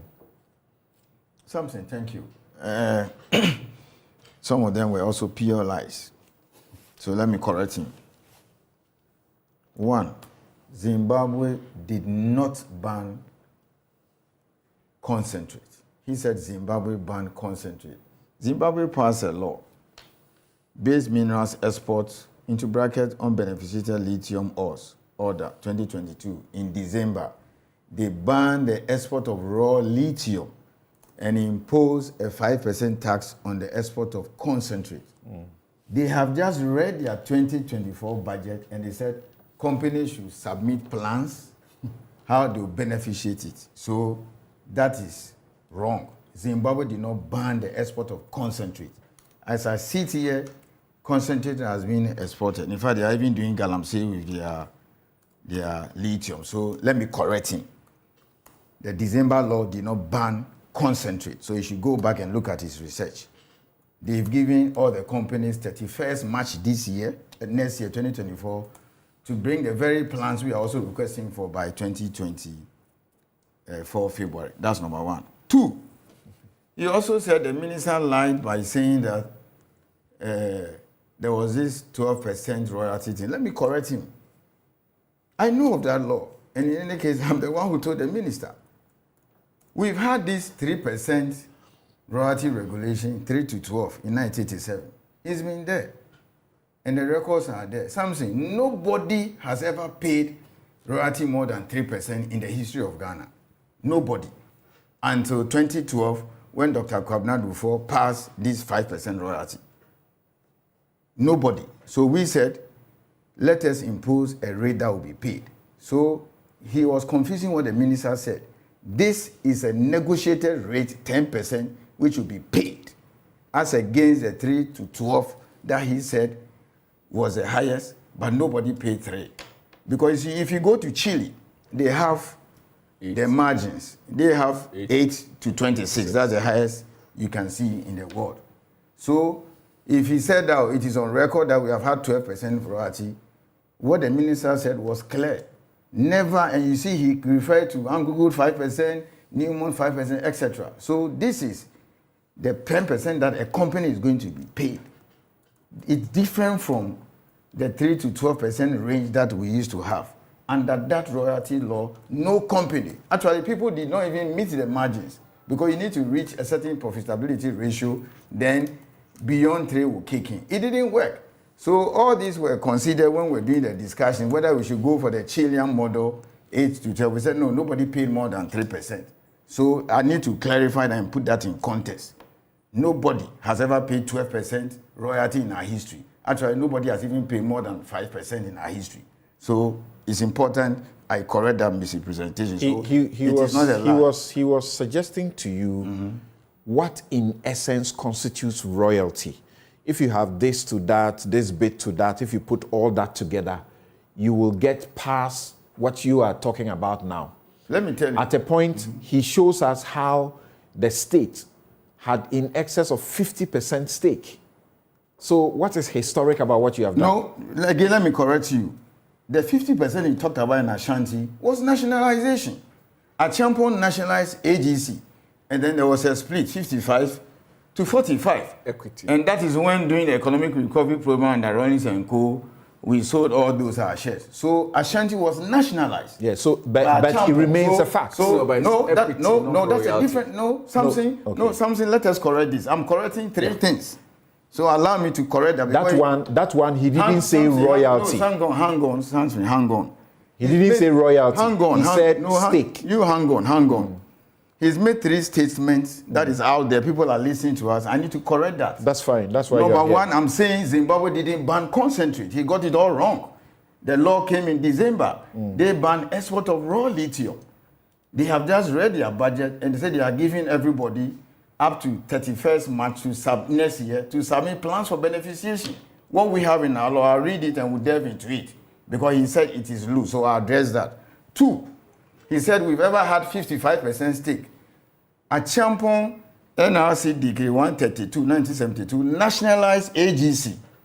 Okay, you can call it partial nationalization because Lonro got 45 and government got 55. That was nationalization. So it's not as if you went and negotiated for a 55% stake. So that also needs to be corrected. And then the last one, royalty, which he said minister was lying. Minister was very categorical. Nobody has ever paid royalty more than 5%. Yes, there was a law. I knew of that law. I was at the Minerals Commission when that law was in existence, which was repealed.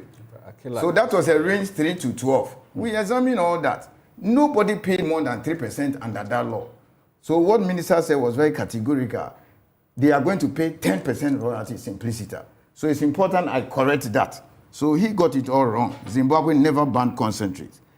So that is it. Then there's also another issue I also need to address. Samson. He said something which I was happy about. That I need to praise him. Samson, the real deal is in the value chain. The real deal. Okay, so when I hear people saying that we should take 50% stake, I ask myself, Atlantic Lithium or Barari lease could be 100% owned by the government of Ghana. We could own the property 100%. What happens if we cannot refine the raw lithium? You have to export the concentrate raw. You have to take the concentrate out or even take the raw lithium out. So the ownership thing is not what we should be thinking of so much. Again, remember that the goal of government is to add value. That's where the money is. So if you put all your fiscal elements and taxes in the mining operations, what you end up is that you find a situation where the raw material that a company needs to put in its refining, let's say it is costing you 5 cedis to produce it. You go to Chile where they produce it cheaply than even the hard rock in Australia, maybe it will be 2 cedis. You go to Zimbabwe, maybe 1 cedi. And then they will come and tell you that it is uneconomic to refine the concentrate in Ghana, so give us subsidies. So it's important we clarify that we cannot put all our monies there. I'll leave some aspect of the MIIF saga to Quarantine to address, but something, must the state take everything? So here I'll disagree with, or I'll differ from the Honorable Member of Parliament for Pruis. He says MIIF should increase the government stake. My response is that, why don't you allow Ghanaians to buy? So these were some of the issues that came up in cabinet. That instead of MIIF buying 20%, 15% or 30%, we said no. Why don't you go to the stock market, make it mandatory for you and I to also buy? Must the state get everything? So the emphasis is on Ghanaian. So going to the stock market is mandatory? Yes, it's mandatory. They have to list. Right. So that has never happened before. It's mandatory. They have to. Ghanaians have the opportunity of buy. What percentage? 30? No, I think it's... The minimum, the policy directive we got from government through cabinet was that at least ensure that state and Ghanaian participation is not less than 30%. Together. Yes, so we could even, if you go to the stock, they'll even get more. And let me tell you an issue the president asked. He says don't make it free for all. Because if you take it to the stock exchange and people from Europe, Asia and co can come and buy, then it's as good as not listing it. So we are targeting pension funds, hedge funds, and also high-end Ghanaians. Perhaps a very rich person who has made so much money from law practice, like you. Let us go back to, I don't know whether you want to read. I say amen to that. Yes, let us go back to the provision. Look at page 23. Right. And read the provision on value addition or the downstream. So you're still here with us. He says it is quite loose. And presently engaging the CEO of the Minerals Commission. You said page 20. Page 23. Page 23. Look at Schedule 2. Page 23. If you can read to our hearing. Is it investment by the Minerals Income Investment Fund? Is that what you're referring to? No, there's an aspect on downstream. Page 23. Page 20. Schedule 2. I'm looking at it. That's page 23. Yes. Read. So, no, it's a long schedule. Feasibility studies here. Then no, read the one on feasibility. Okay. Upon the grant of the mining lease. Just a minute. He said it's a bit loose, so I need to explain. Upon the grant of the mining lease, the company shall undertake a definitive feasibility study on the feldspar produced as a byproduct of the mineral and will submit a report of its findings to the Commission within 4 months after the date of the grant of the mining lease. Read the next two. Upon the grant of the mining lease, the company shall commence a scoping study to evaluate the economic benefits of the downstream conversion of the concentrate in Ghana and will submit a report of its findings to the Commission within 4 months from the date of the grant of the mining lease. Subject to the outcome of the scoping study, the company shall establish a chemical plant for refining the concentrate in Ghana. Where the company is unable to establish a chemical plant, the company shall make concentrate available to any chemical plants established in Ghana for refining on terms to be agreed. All byproducts of the mineral, such as feldspar and kaolin, shall be sold locally, and such products shall not be exported unless expressly authorized by the minister where there is no demand for the product in Ghana. So Samson, give me 5 minutes and let me throw light on this because it's very important. Because it's self-explanatory. Yes, he said it's loose. So I need to explain. I'm happy you understood it.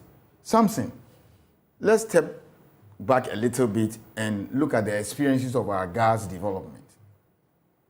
One of the issues, people like him who do a lot of research and civil society and everybody was raising at that time was that we need to have plans for our gas before we start producing oil. He's here, he can correct me. Are we going to flare like in Nigeria? And then, as usual, we started then we started producing gas and we started flaring. Now, a lot of gas is being used anyway.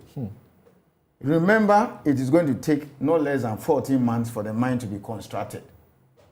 You understand that? We have not finished other regulatory processes yet. Ratification, which people are confusing with prior approval, because ratification means the process is complete. Prior approval, you have to take it to Parliament to be approved before you come and sign. So let us not confuse that. We will do that. Then we'll go to EPA, we'll go to the environmental permitting process, then they will do the operating permit. So we've given ourselves maybe up to somewhere first quarter of next year. All this while they cannot start in operation. They even have to come back to Minerals Commission for a construction permit and all those stuff. That'll be sometime in 2025. Yes, but then we don't want to repeat the mistakes we made in oil and gas. So two things are happening. So I have here, this is a scoping report. We'll be getting a feasibility next week. The feasibility study for feldspar and kaolin industrial minerals. Yes. Potential of processing feldspar in Ghana. Okay. So, UMAT Consultancy and Support Services Limited. Yes. So Professor Richard K. Amankwa. So a committee has been set up by the minister. I'm part of this committee. We insisted that we don't want you to give the feasibility study to somebody from Canada or Australia who come and lie to us. So we insist to give it to somebody locally. So they gave it to UMAT. It's being led by Professor Amankwa, who is a vice chancellor and metallurgist. This is a scoping report, has been submitted. Next, we will get the feasibility. So, but in the agreement, we gave them up to February. So it means that within this December window, we will know what to do with our first part. Let me touch a little bit on it. Something, we have 5 companies doing ceramics in Ghana. 5. We have Keda Ceramics, we have Wankan, Centio, Marco Polo, and Jintao. When we check the data, they use about 960,000 tons of feldspar at a grade of 8%. Now they get it from artisanal miners. Small scale miners, we have license. At a grade of 8%. At a grade of 8%. Small scale miners around Shama, Central Region, and Co. Now, in the feasibility submitted to us by Atlantic Lithium, the feldspar content identified is 15 million tons. If you divide it by 12 years and then by 1 year, you get 1,250,000. So that's roughly about 300,000 tons more than the market size right now. And an interesting grade. An interesting grade, 28%. So it means that the current feldspar that will be produced is enough to take care of the market of the 5 producers. But then what happens to the nearly 1 million of the artisanal miners?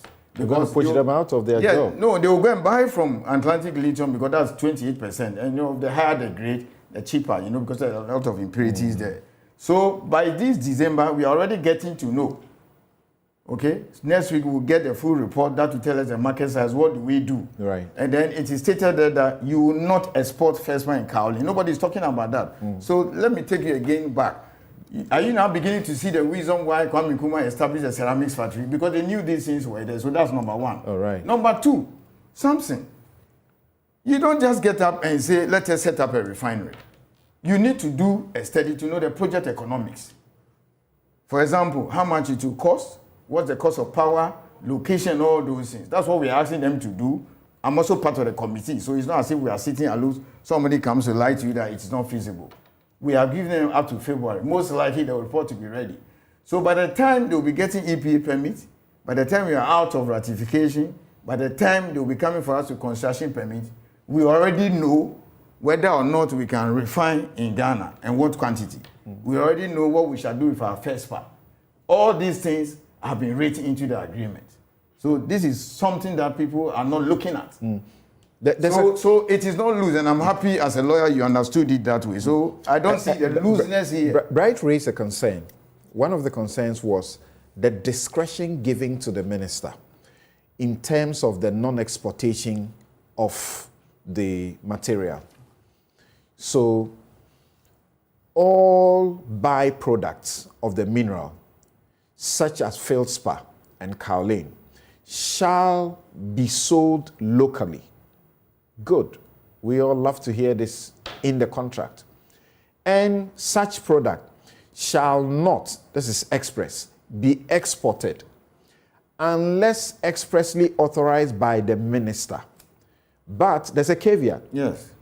The minister must authorize it only where there is no demand for the product in Ghana. We know how our duty bearers abuse their power. Something you have made my day. That is why we are doing this.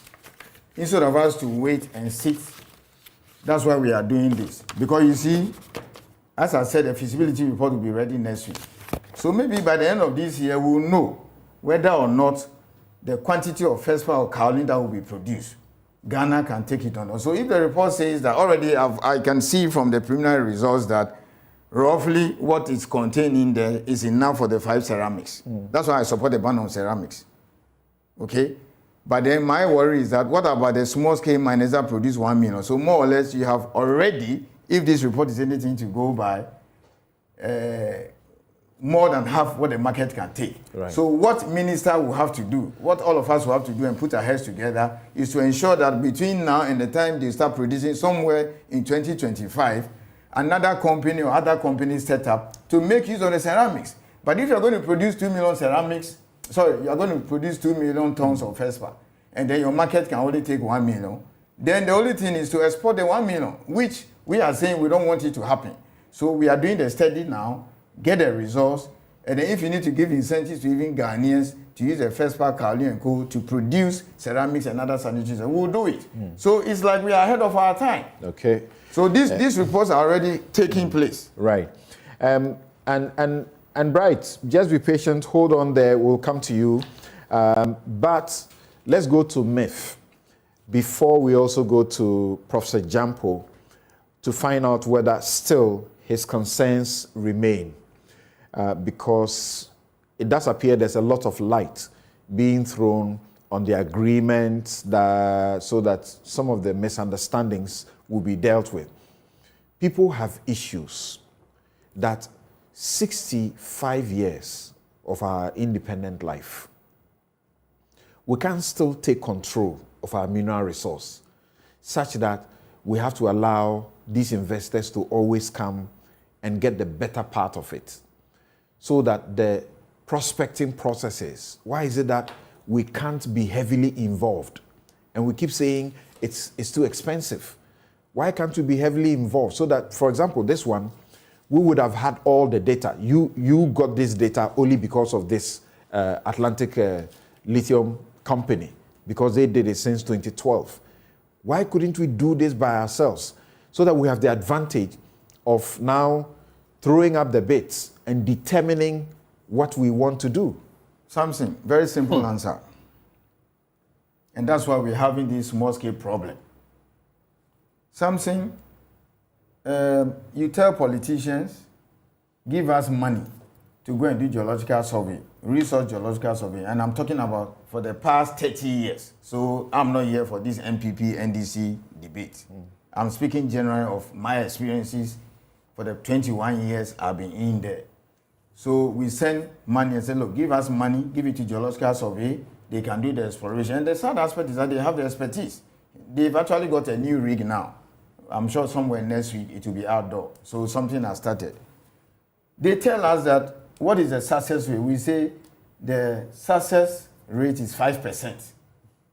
Okay, so it is not easy to tell a politician I should give you $50 million or $20 million to go and do exploration, which and 50 million is what they have invested over the years. And okay, we don't need $50 million in a year. I mean, if you give geological survey even 1 million a year, it's a lot of money. Then every year nobody's asking give us $50 or $100 million. Even 500,000, they can start some clay or good somewhere in all these blocks out areas. But 20, 30 years ago, they were seeing like, oh, we have to build schools, we have to build hospitals. So why will it's not as if I give you the $5 million, you find the good or the clay immediately. And then when this small scale thing now moved from 5 to 13 regions, that's when it dawned on us that, look, if we don't do geological investigation, we will never go anywhere.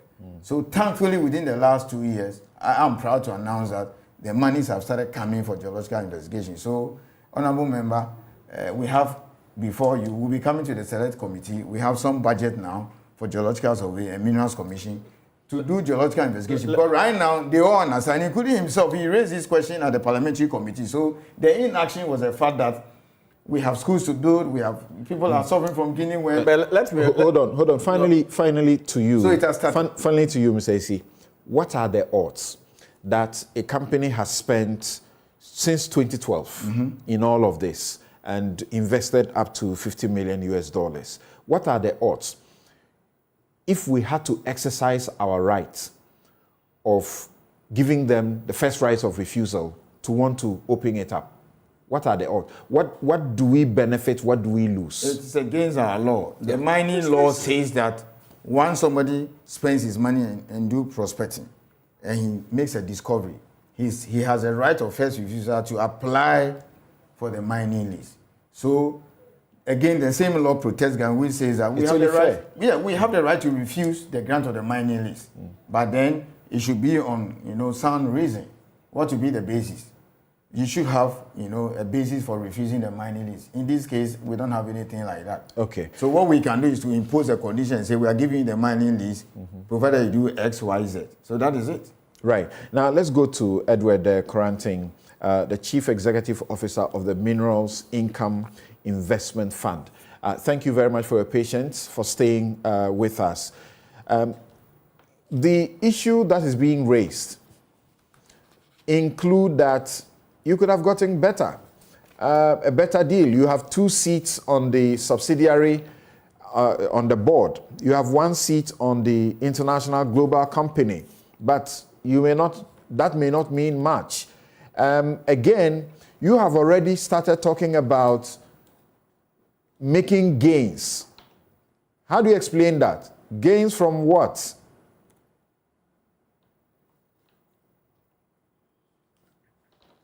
Please unmute your mic, sir.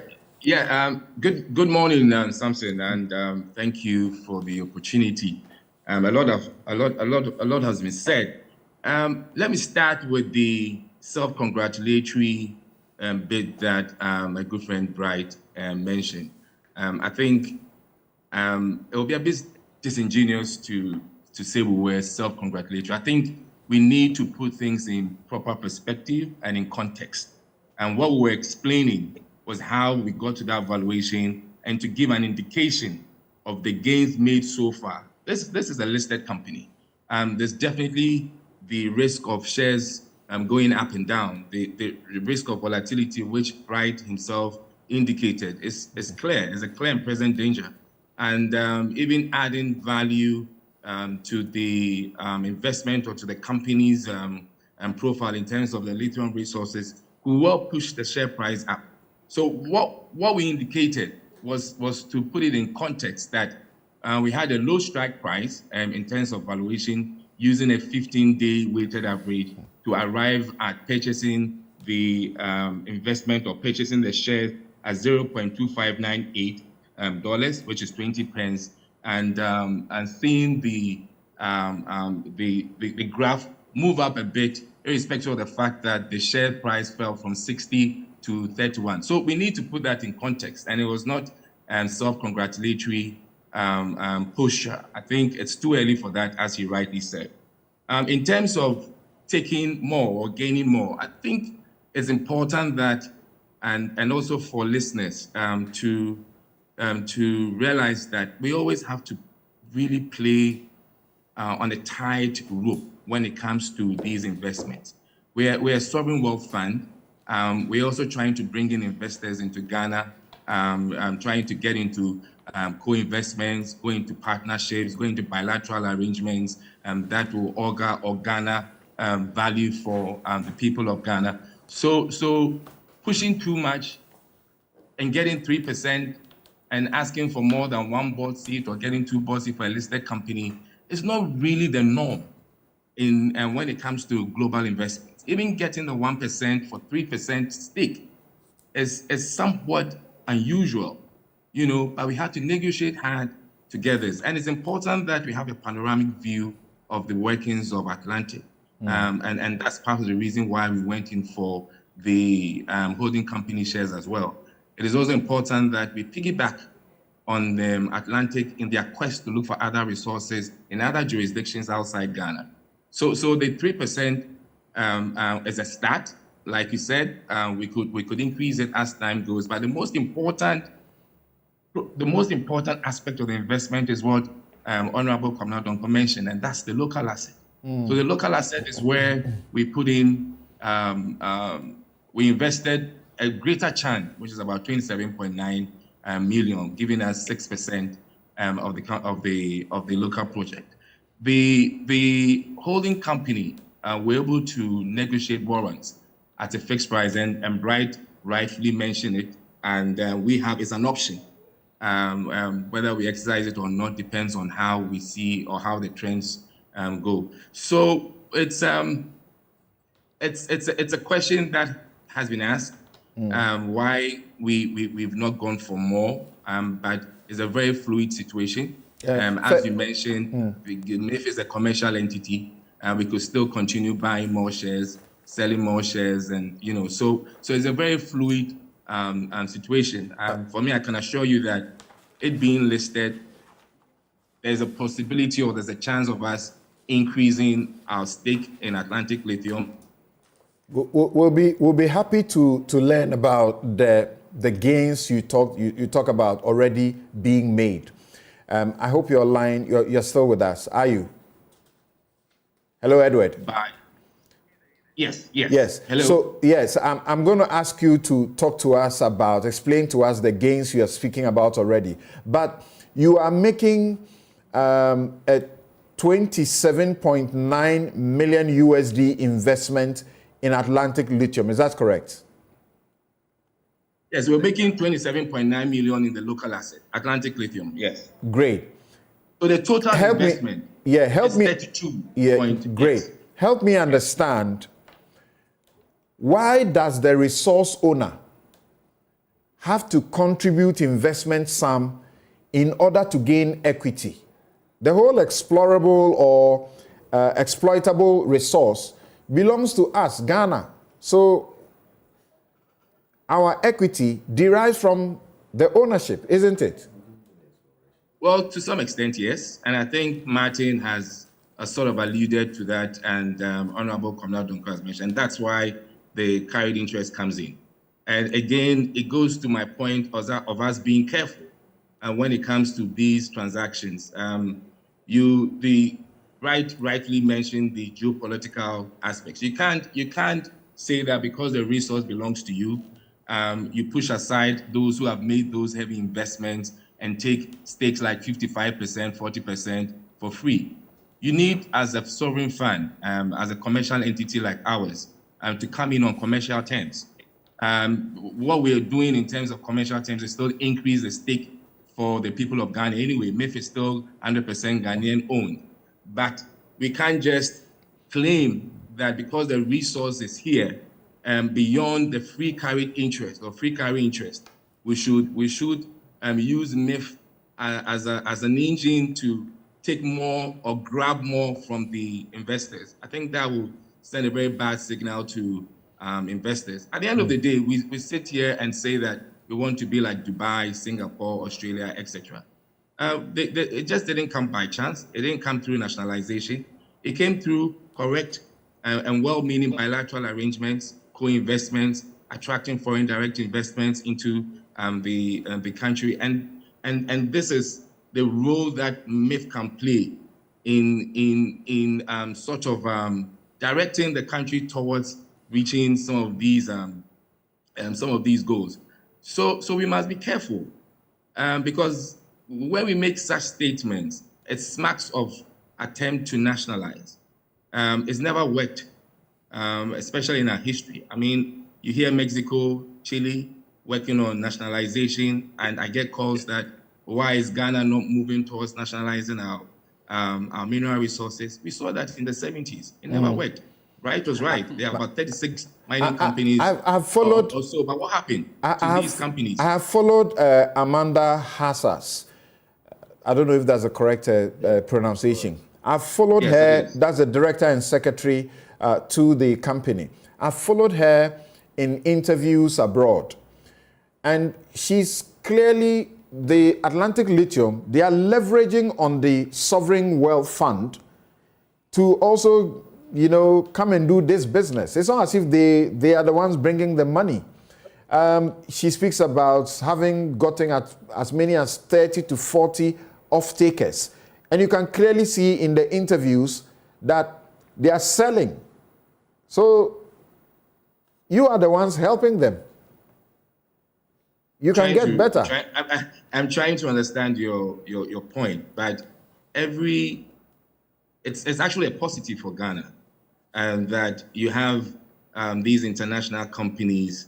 I'm talking about how they're able to de-risk their investments in African countries because of support from sovereign wealth funds. I mean, that is part of what we do anyway. What we do, or what we're trying to do, is to help FDIs into the country by providing a de-risking mechanism through co-investment. So if she's leveraging on that and it's helping the company, so be it. At the end of the day, we are investors in the company as well.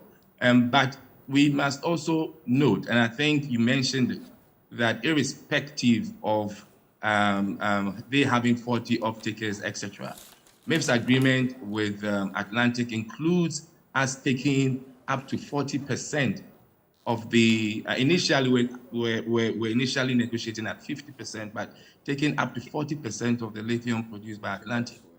We must also put in proper context that Atlantic is about 15% of the total tenements that Atlantic Lithium holds in Ghana.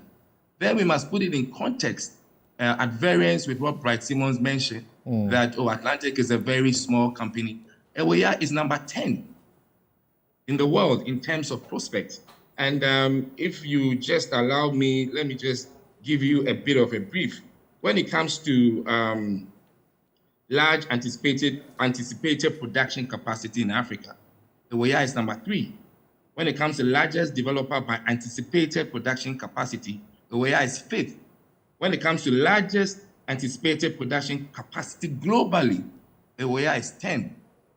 So it is important that whilst we are pushing for beneficiation, whilst we are pushing for the value delivery process to be intrinsically Ghanaian, it is important too that the global investor or investment community sees Ghana as the right place to bring its investment, because they have an entity like MIIF that will cooperate, that will co-invest, that will help with de-risking. But the most important thing for us to have the policies, the guidelines, and the laws that will ensure that Ghanaians benefit more. And that is why we negotiated the Ghana Stock Exchange. That is why we negotiated the Community Development Fund. That is why we are taking 40% of the lithium process that we can leverage on to bring in other investors to set up processing plants. We've signed 2 or 3 MOUs already. We are looking at how MIIF will also have an equity stake in these processing plants. So we need to have these discussions, but it's important that we take things in proper context. Right. Thank you. Thank you very much. Thanks for spending time with us. I suppose you already have explained the questioning as to the gains you were suggesting you have made, correct? Yes, so I think I did. We bought at a certain strike price based on a formula agreed with the company after quite some months. And following that, there's been an appreciation. It was just to let the world know, or to let the media know, how we valued and the point of purchase and the gains, because someone requested or asked the question whether we made any gain. And I even indicated that we made a gain, but we've not sent any money yet. The reason why we say gain is because we've actually locked in the agreement. So even though we are yet to transfer funds, the gains, more or less inextricably has been made. It was just to explain to that journalist that yes, some gains have been made, but we've not transferred any funds yet. Thank you. The agreement is sort of locked in. Thank you very much indeed, Edward. Thanks for joining us. Now, I'm going to bring on Professor Gyampo to let you hear directly his concerns, because he has been speaking to the people in Ewoya, the chiefs in the area, and they insist. I'm sure you have heard the language that he has used, that it will not happen.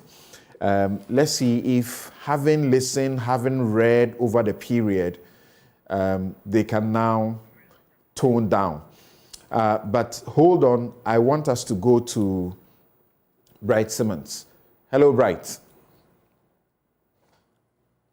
Hello, Bright. Samson. Great.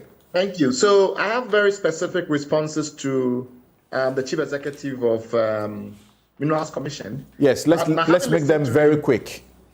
Okay, having listened to him, I actually get more worried about advice that the minister is getting, and I'll explain in a minute. So give me a second to share my screens. Either he misunderstands the points we are making, or he's consistently trying to, engage in this kinds of, as far as I'm concerned, unobjective analysis that for someone that is is a member of the civil service, I think he should restrain his enthusiasm about some of these things. Let me start with the point that he makes about Zimbabwe. So here is the law that we are talking about. The law that we're talking about is, I hope you can see my screen on your side, Samson. My producer says yes, we have it now. Okay. So it's Statutory Instrument 5 of 2023, and it's the Base Minerals Export Control and unbeneficiated base mineral ores for 2023. So anybody can go and check and take a screenshot and go and check. They describe base minerals means coal and all other minerals and mineral substances, and includes coke and all other slimes, concentrates, slags, tailings, and residues, and are valuable and contain base minerals. But they do not include precious metals, precious stones, mineral oils, and mineral natural gases. So if the chief executive had actually taken the time to look at the law, as opposed to, skirting on the surfaces, he would have realized that concentrates are mentioned. So I don't know where he got, the information that he just shared with the public. But as a senior civil servant, he should be extremely restrained in his enthusiasm in the way that he engages civil society. This thing where he has this combative posture, he did the same to IEA, it's not going to help him, to be entirely honest. He should be objective. He should provide information that he thinks in the public interest, and not seek at all times to play this political game of trying to antagonize civil society. Right, but where he has to acknowledge and say there's praise due for some criticism, he has acknowledged that. And even before they made their statement, remember what the minister himself had said. The minister said that government welcomes the extraordinary public interest and scrutiny of this mining lease, because it's the surest way of ensuring that things are done right. Okay, I was a bit overboard, I guess, in the way that I described it, but we don't get the impression from him, from the chief executive, that he's interested in any kind of consultation. The attitude that we get is that he's not very keen on consultation. He knows it all, which is fine. But the point is that he should read the law carefully. It describes what base minerals are. And then when it goes on to then do the beneficiation and all of those matters, the base minerals dynamic, then placing. With that point made, let's go to the royalties, historic 10%. Okay. Then on the issue of the royalties, his point is that even though the law that existed from 87 onwards allows the royalties to clearly exceed the 10% that we've got in this deal, most companies don't pay. That's not an argument. Companies may not pay anyway. If the company that we just signed this lease with, Atlantic Lithium, does not go on to produce for any reason, the fact that we have it in the contract doesn't mean they will pay. Okay. So whether or not companies will pay is a factor of multiple economic dynamics. And we have situations where Ghana has had to go to court because specific companies like Duncan Continental did not pay royalties, even though we had it in the contract. So to say that if it's in the law, it's different from if it's in the contract, and if the company ends up not paying, then it doesn't make a difference. That's not address the point that 10% was not the highest we've ever achieved. We've had regimes where we've achieved more than the 10%. All right, Bryce. So that point is very emphatic. On the next issue of the nationalization. Yes, and that will be the last. And that will be the last reaction we take. Yes. I have one last point, which is also very important, but I'll do it in 30 seconds. Regarding the nationalization was in the 70s. When we then eventually decided to liberalize, we still maintained equity that was way above 13% in the 80s. So it cannot be the case that the current 13% is the highest we have. The data is there for everybody to check. Last point, the argument that we didn't have data, I think is the most important point of all. That we didn't have any data at all, and so all the data we have on lithium has come from Atlantic Lithium. It's not correct. The lithium data we have in this country date from, actually there's a mistake on the page, not 2015. It dates from 1916. And from Kitson, etc., we've always known that the Cape Coast sedimentary basin in that whole area is a granite complex. We call it the Birmingham complex, and that's hematite and liquid device. Those minerals are associated with lithium, and that's actually why the company, when they went there, decided to focus on the Cape Coast and Stockholm area, because that is where we know from the beginning that we have data. India has never produced lithium on, even though it's the import of lithium. It's already doing auctions and tenders. All right. You don't have to be producing before you do auctions and tenders. Interesting that we have had lithium data in this country since 1916, and the Minerals Commission, the government apparatus is completely unaware, and this will be the first time it is handed one.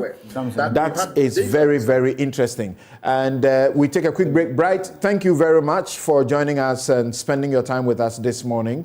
Thank you very much. Bryce Simmons is Honorary Vice President, Imani Africa. He and Edward Coranting, Chief Executive Officer of the Minerals Income Investment Fund, take leave of us. Thank you very much. We'll take a quick break. We'll be right back.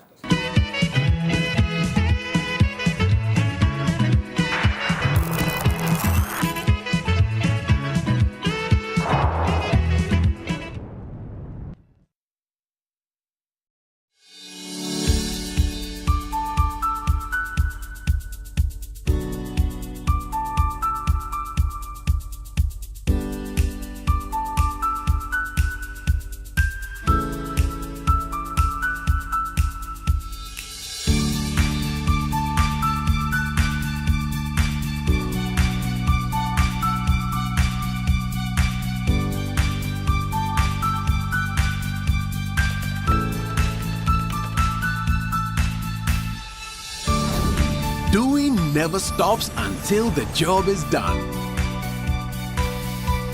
Turn your home and business into an internet highway and experience the revolution of working and playing without limits.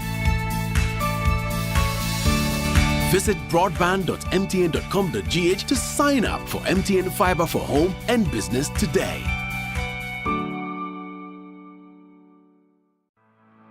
For decades, we helped businesses connect with their trade partners all over the globe.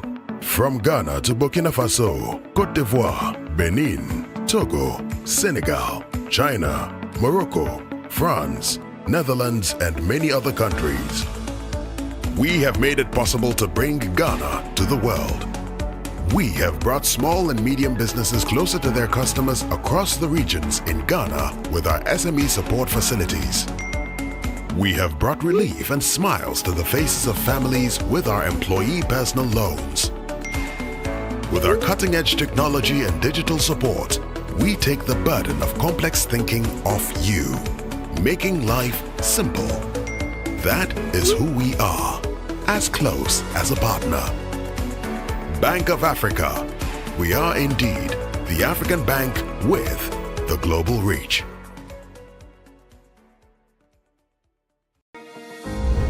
Today, the question is no longer, why do we have problems? But rather, how can we spin those challenges into opportunities? This is the revolutionary mindset we, students here at Academic City, are driven by.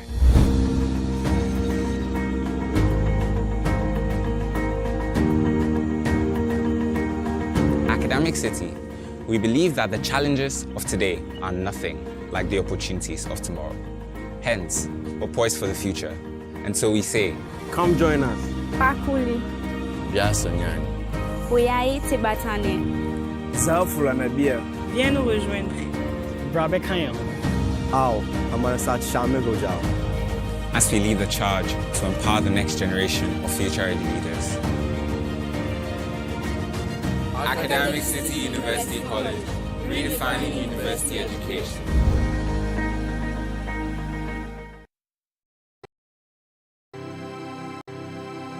And that's how the Wenisha Confornochi Teaching Hospital. The Unhununi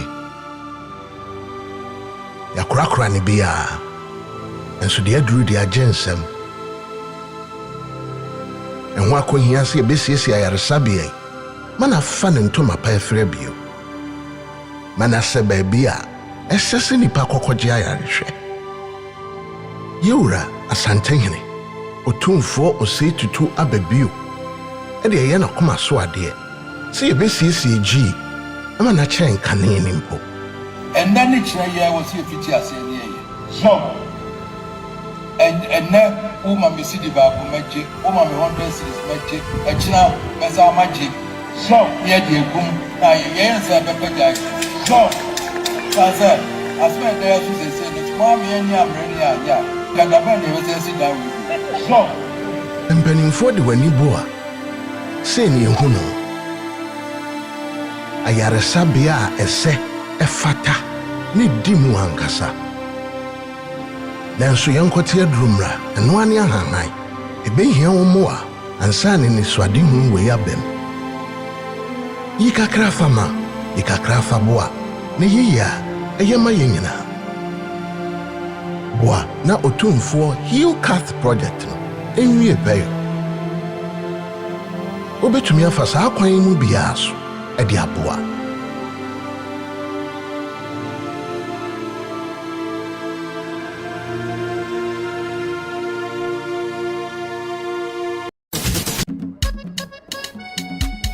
Driving a taxi in Accra is like watching DSTV. The drama in the over me.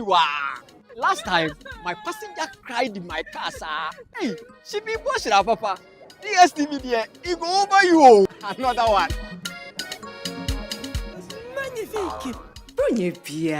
My child gets so many gifts, and that definitely includes the best of Christmas cartoons. Plus, it keeps her occupied whilst I get things done. We watch the Premier League on Super Sports like we are in a stadium.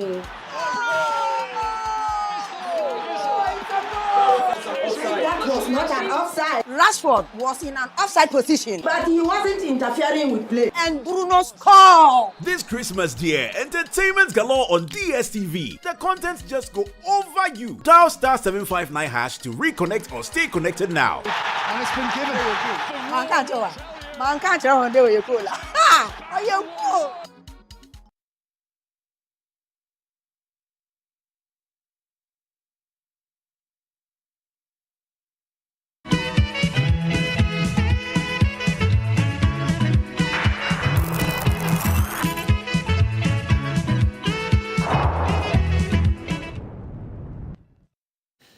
You're welcome back. This is Newsfile. It's your most authoritative news analysis platform, and here on Newsfile, as always, we put Ghana first. And my guests remaining in the studio, Martin Kwekuaisi is Chief Executive Officer of the Minerals Commission, and Dr. Kwabena Donko is MP Pro East and former member Minister for Power. Joining us now is Dr. Kenneth Ashigbe, convener Media Coalition Against Galamsey. But Dr. Kenneth Ashigbe has been very patient with us. We want to continue to plead with him. My guests need to make some 5 minutes quick reactions to explain questions of the lithium data, and then we get to the Aisha Huang punishments and ending Galamsey. Yes, Dr. Kwabena Donko. Yes, I heard my colleague from civil society talk about the availability of data. And if you remember in my submission, I says if we want to get more and even be able to tender, we'll have to develop the appropriate data through prospecting and all the others. And he said there's already data. In mining and in petroleum, occurrences do not constitute data. You can have an occurrence of a mineral somewhere, or you can have a seepage of oil or crude somewhere. That does not constitute data. So the fact that we've known that there's this occurrence here doesn't constitute data. So let me put it simply, there are different levels of data. The data we are talking about is the data that you can go to the market with, not occurrences. All right, thank you very much. But the major concern of some Ghanaians, and including Chief Justice Sophia Akufo, retired, has been that we can get better at this. We have been 65 odd years of independence. We should be able to take control of our mineral resources and not still wait for investors to come and do these things for us. This show is brought to you by the candid sponsorship of Bank of Africa, as strong as a group and close as a partner. MTN everywhere you go. Ashasi University, educating ethical and entrepreneurial leaders for Africa. Robert & Sons Optical Services, your comprehensive eye care service provider for 33 years. Duroplus, producers of quality PVC and HDPE pipes and water tank, the only water storage tank with a level indicator. Where Duroplus goes, water flows. DBS Industries, roofing, Papa Fie. My Way Insurance. Dial *165# on MTN to join My Way today. Syntex tanks. It's strong. It's tough. Flamingo paints. Simply superior. Snake Seed, self-employed enrollment drive. It's your future, so own it. Haptel, it's everything you. And Doormasters, they are the kind sponsors of Newsfile, your most authoritative news analysis platform. And like I keep saying, when we say most authoritative, we mean it. Now, we didn't have Professor Jampo join us, but it is just important to state that it's obvious that by now they may have heard some more and decided that they may need to take their time to understand the issues. He wrote and said, among other things, that, Dear Minerals Commission, you can hide behind the colonial legal regime to aid foreigners to rob Ghanaians of their natural resources. But this won't happen on Infantiman soil. Let your foreigners go mine in the sea. They will get fish.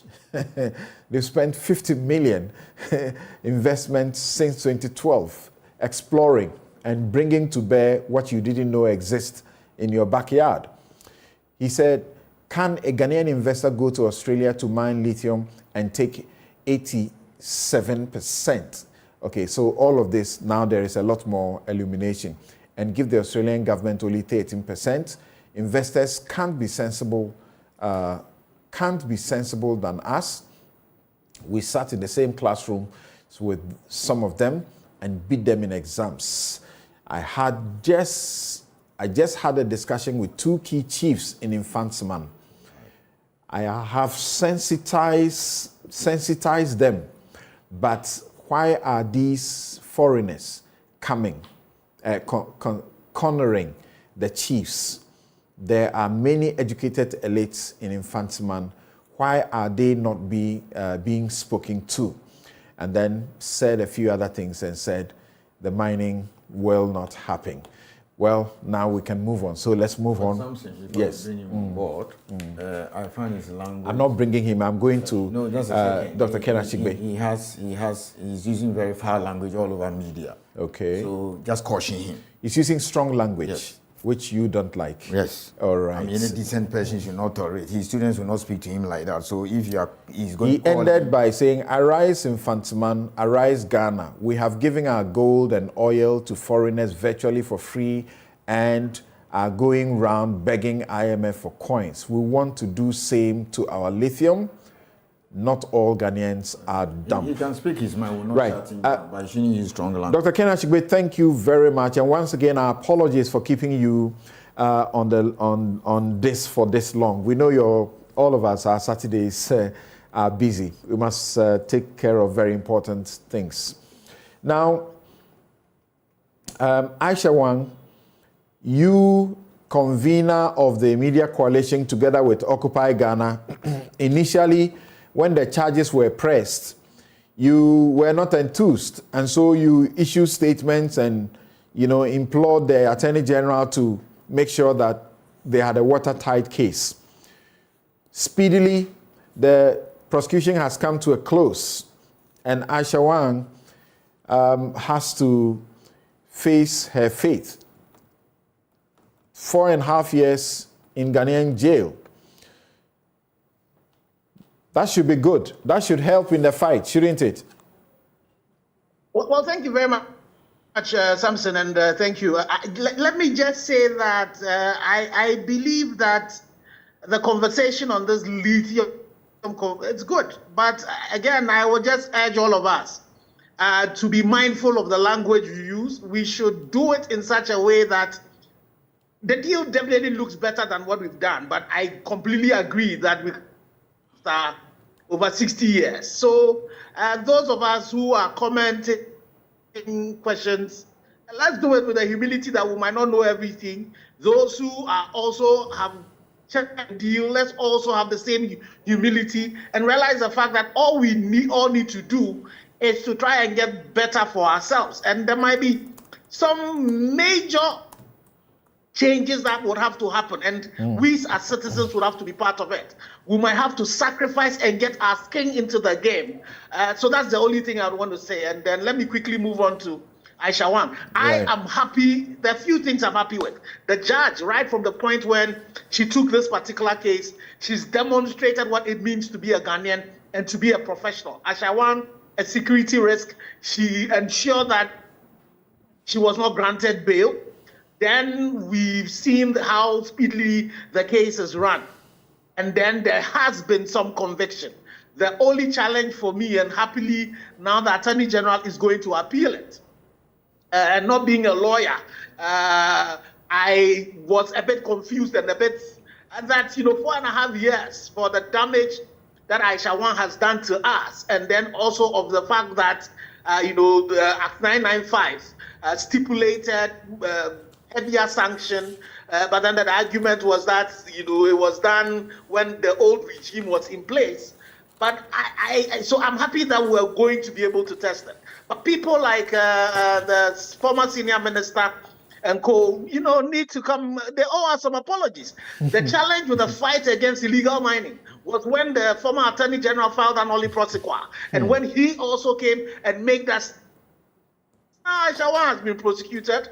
China has not come down on us, and I'm hoping that the Attorney General would go to court and be able to exact the maximum 25-year jail sentence and the maximum fine that would be imposed on her, so that the people of Bipotinting and all of that, whose lands have been desecrated, we would begin to restore those lands. But most importantly, it would also serve warning to the people like Akonta Mines, who the minister pointed out, and my brother, Nana in the studio, also pointed that he was mining illegally in the town of Nimre Forest Reserve.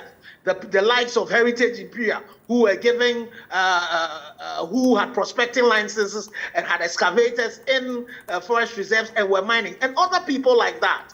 To tell them that the dawn has now come, that they, the influential ones who are behind Galamsey, when they are caught, with the power of the citizenry who are serving, we will bring enough pressure to bear, and that they will face the law. So we will start beginning to see a rollback of this social, ecological suicide that we have embarked upon. The president, when the law was being amended, was very clear that the old law regime was not helpful, and therefore we needed to sort of circumscribe what a judge will do. So there are many lawyers who say what the Attorney General is seeking to do now is almost an impossibility. But, well, judicial precedents, they can be created. That a foreigner, by the new law, if you are found guilty of Galamsey activities, you should be going to jail for 20 to 25 years.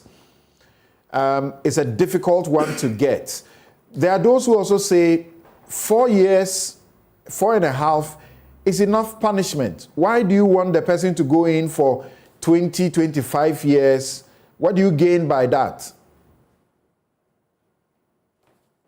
Well, Samson, you see, when you have an activity that destroys the very foundation of your society, And you now have situations where you have children who are being born with their hearts at the right side. You know, they have eyes in different parts of their body. You have the situations where even your cocoa that has been the most sustainable source of income for you as a country is now under threat. And then you have the situation where you are being told that water, you know, you very soon be importing water. A situation where this particular act that you're doing, that Aisha Huang has been involved in, could result in could result in wars with your neighbor because your activities are polluting the waters in Côte d'Ivoire. It should tell you that this is existential. So the same way that when somebody commits treason, you know, you exact the maximum sanction, that is what you need to do. Two things that it will do. The fact that the person who has done it needs to pay for her actions. And something to bear in mind, it is not only the 20 to 25 years. Act 955 also increases the fine. That's right. That has to be done. And you know the cost of restoration of the water bodies and the land that have been destroyed. And then it also has to signal to all of us that this is not something that if you do, you will come back and join us again. It's the reason why we need to ensure that Aisha Huang gets the maximum sentence that, more than the 5 years. All right. Thank you very much, Dr. Ken Ashigbe. And now the 4 minutes that we have, let me give to my guests in the studio to have their views on this. So in the new law, she's a foreigner and caught in Galamsey, she would have been paying between 360,000 to 3.6 million. 3.6 million, or she would have gone to jail for minimum 20 and maximum 25 years. The old law, the 2015 law, unlike the 2019 law, she's paying 48,000 Ghana cedis, and that one also said that you go to prison for not more than 5 years.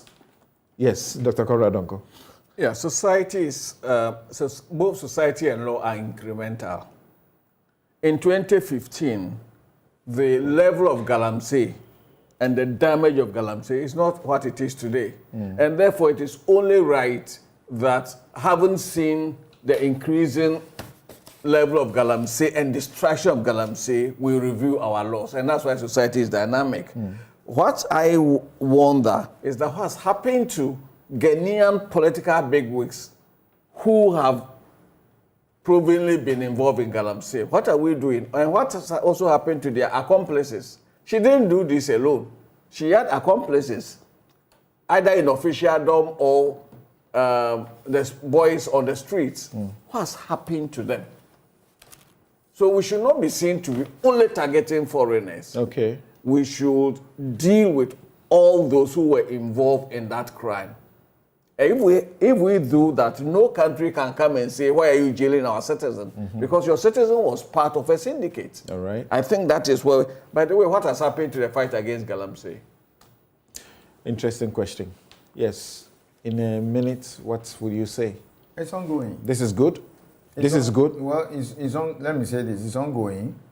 Let me also re-echo what my minister has been saying all the time, that if he says he can look into the eyes of 30 million Ghanaians and say it's been satisfactory, that's far from the truth. But it's still ongoing. Just, is it 2-3 days ago, some 6 additional Chinese were arrested again. But something, I have a quick comment on this Galamsey thing. Well, I still insist the ban on concentrate is not a case in lithium. So go and I want you to do that research yourself. So it's not a case. Concentrate was excluded. But then on the Galamsey fight, something. How are the Chinese coming into the country? You know, I'm a chief in my village. You can't bring an excavator without me knowing. I don't need to be in Rara. I'll be told. So was it last week that the chief was reported? You know, it was reported that the chief was involved in Galamsey. Why is nobody, people are not talking about that? And then my favorite example, Galamsey taking place behind a police station. And you know, that bridge there, yes. which the District Officer of Minerals Commission keeps reporting. How about that? So, yes, we should be putting the foreigners in jail. I will not comment on the sentencing because I have not read. As a lawyer, I will not make that mistake. Let's leave it to the Attorney General. The judge had no option because she was prosecuted for offenses committed within the time when the 2015 law was in force, not after the 2019 law came. Yeah, so that's how and by our law, you cannot punish with the new. Yeah, I know that. We learned that in law school. So right. I wonder how the appeal will go. But then the president insisted that, look, let's make it tough. Okay. So that's how we have the new one. So that is that. Okay. Thank you very much. Thank you very much. Our time is up. I'm Samson Ladia Yenini, and this has been News File. We'll come your way next week with another interesting edition. And I hope to have a take on an interesting development. We're right. Thank you very much. Have a good afternoon. My outfit, as always, is by Habil Scrutiny. You can find them at Jiringano Gate, East Legon.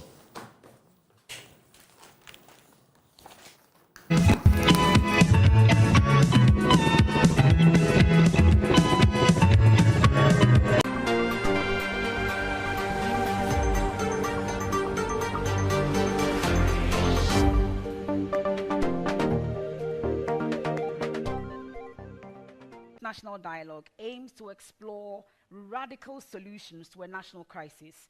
Together with our partners, WaterAid and the Ghana National Chamber of Mines, I welcome you warmly to this groundbreaking thought leadership event, which has been conceived in response to the distressing ecological degradation caused by illegal mining, what we've come to know as Galamsey. And this national dialogue is made possible because of great and fruitful partnerships. Let's give a huge round of applause to WaterAid and to Ghana National Chamber of Mines for partnering a worthy cause. Please, let's do it better for them. And at this point, let's welcome, whilst we are doing that, for the Country Director, WaterAid, Irabna Ianyi Akafo. Please do it better for her. Thank you.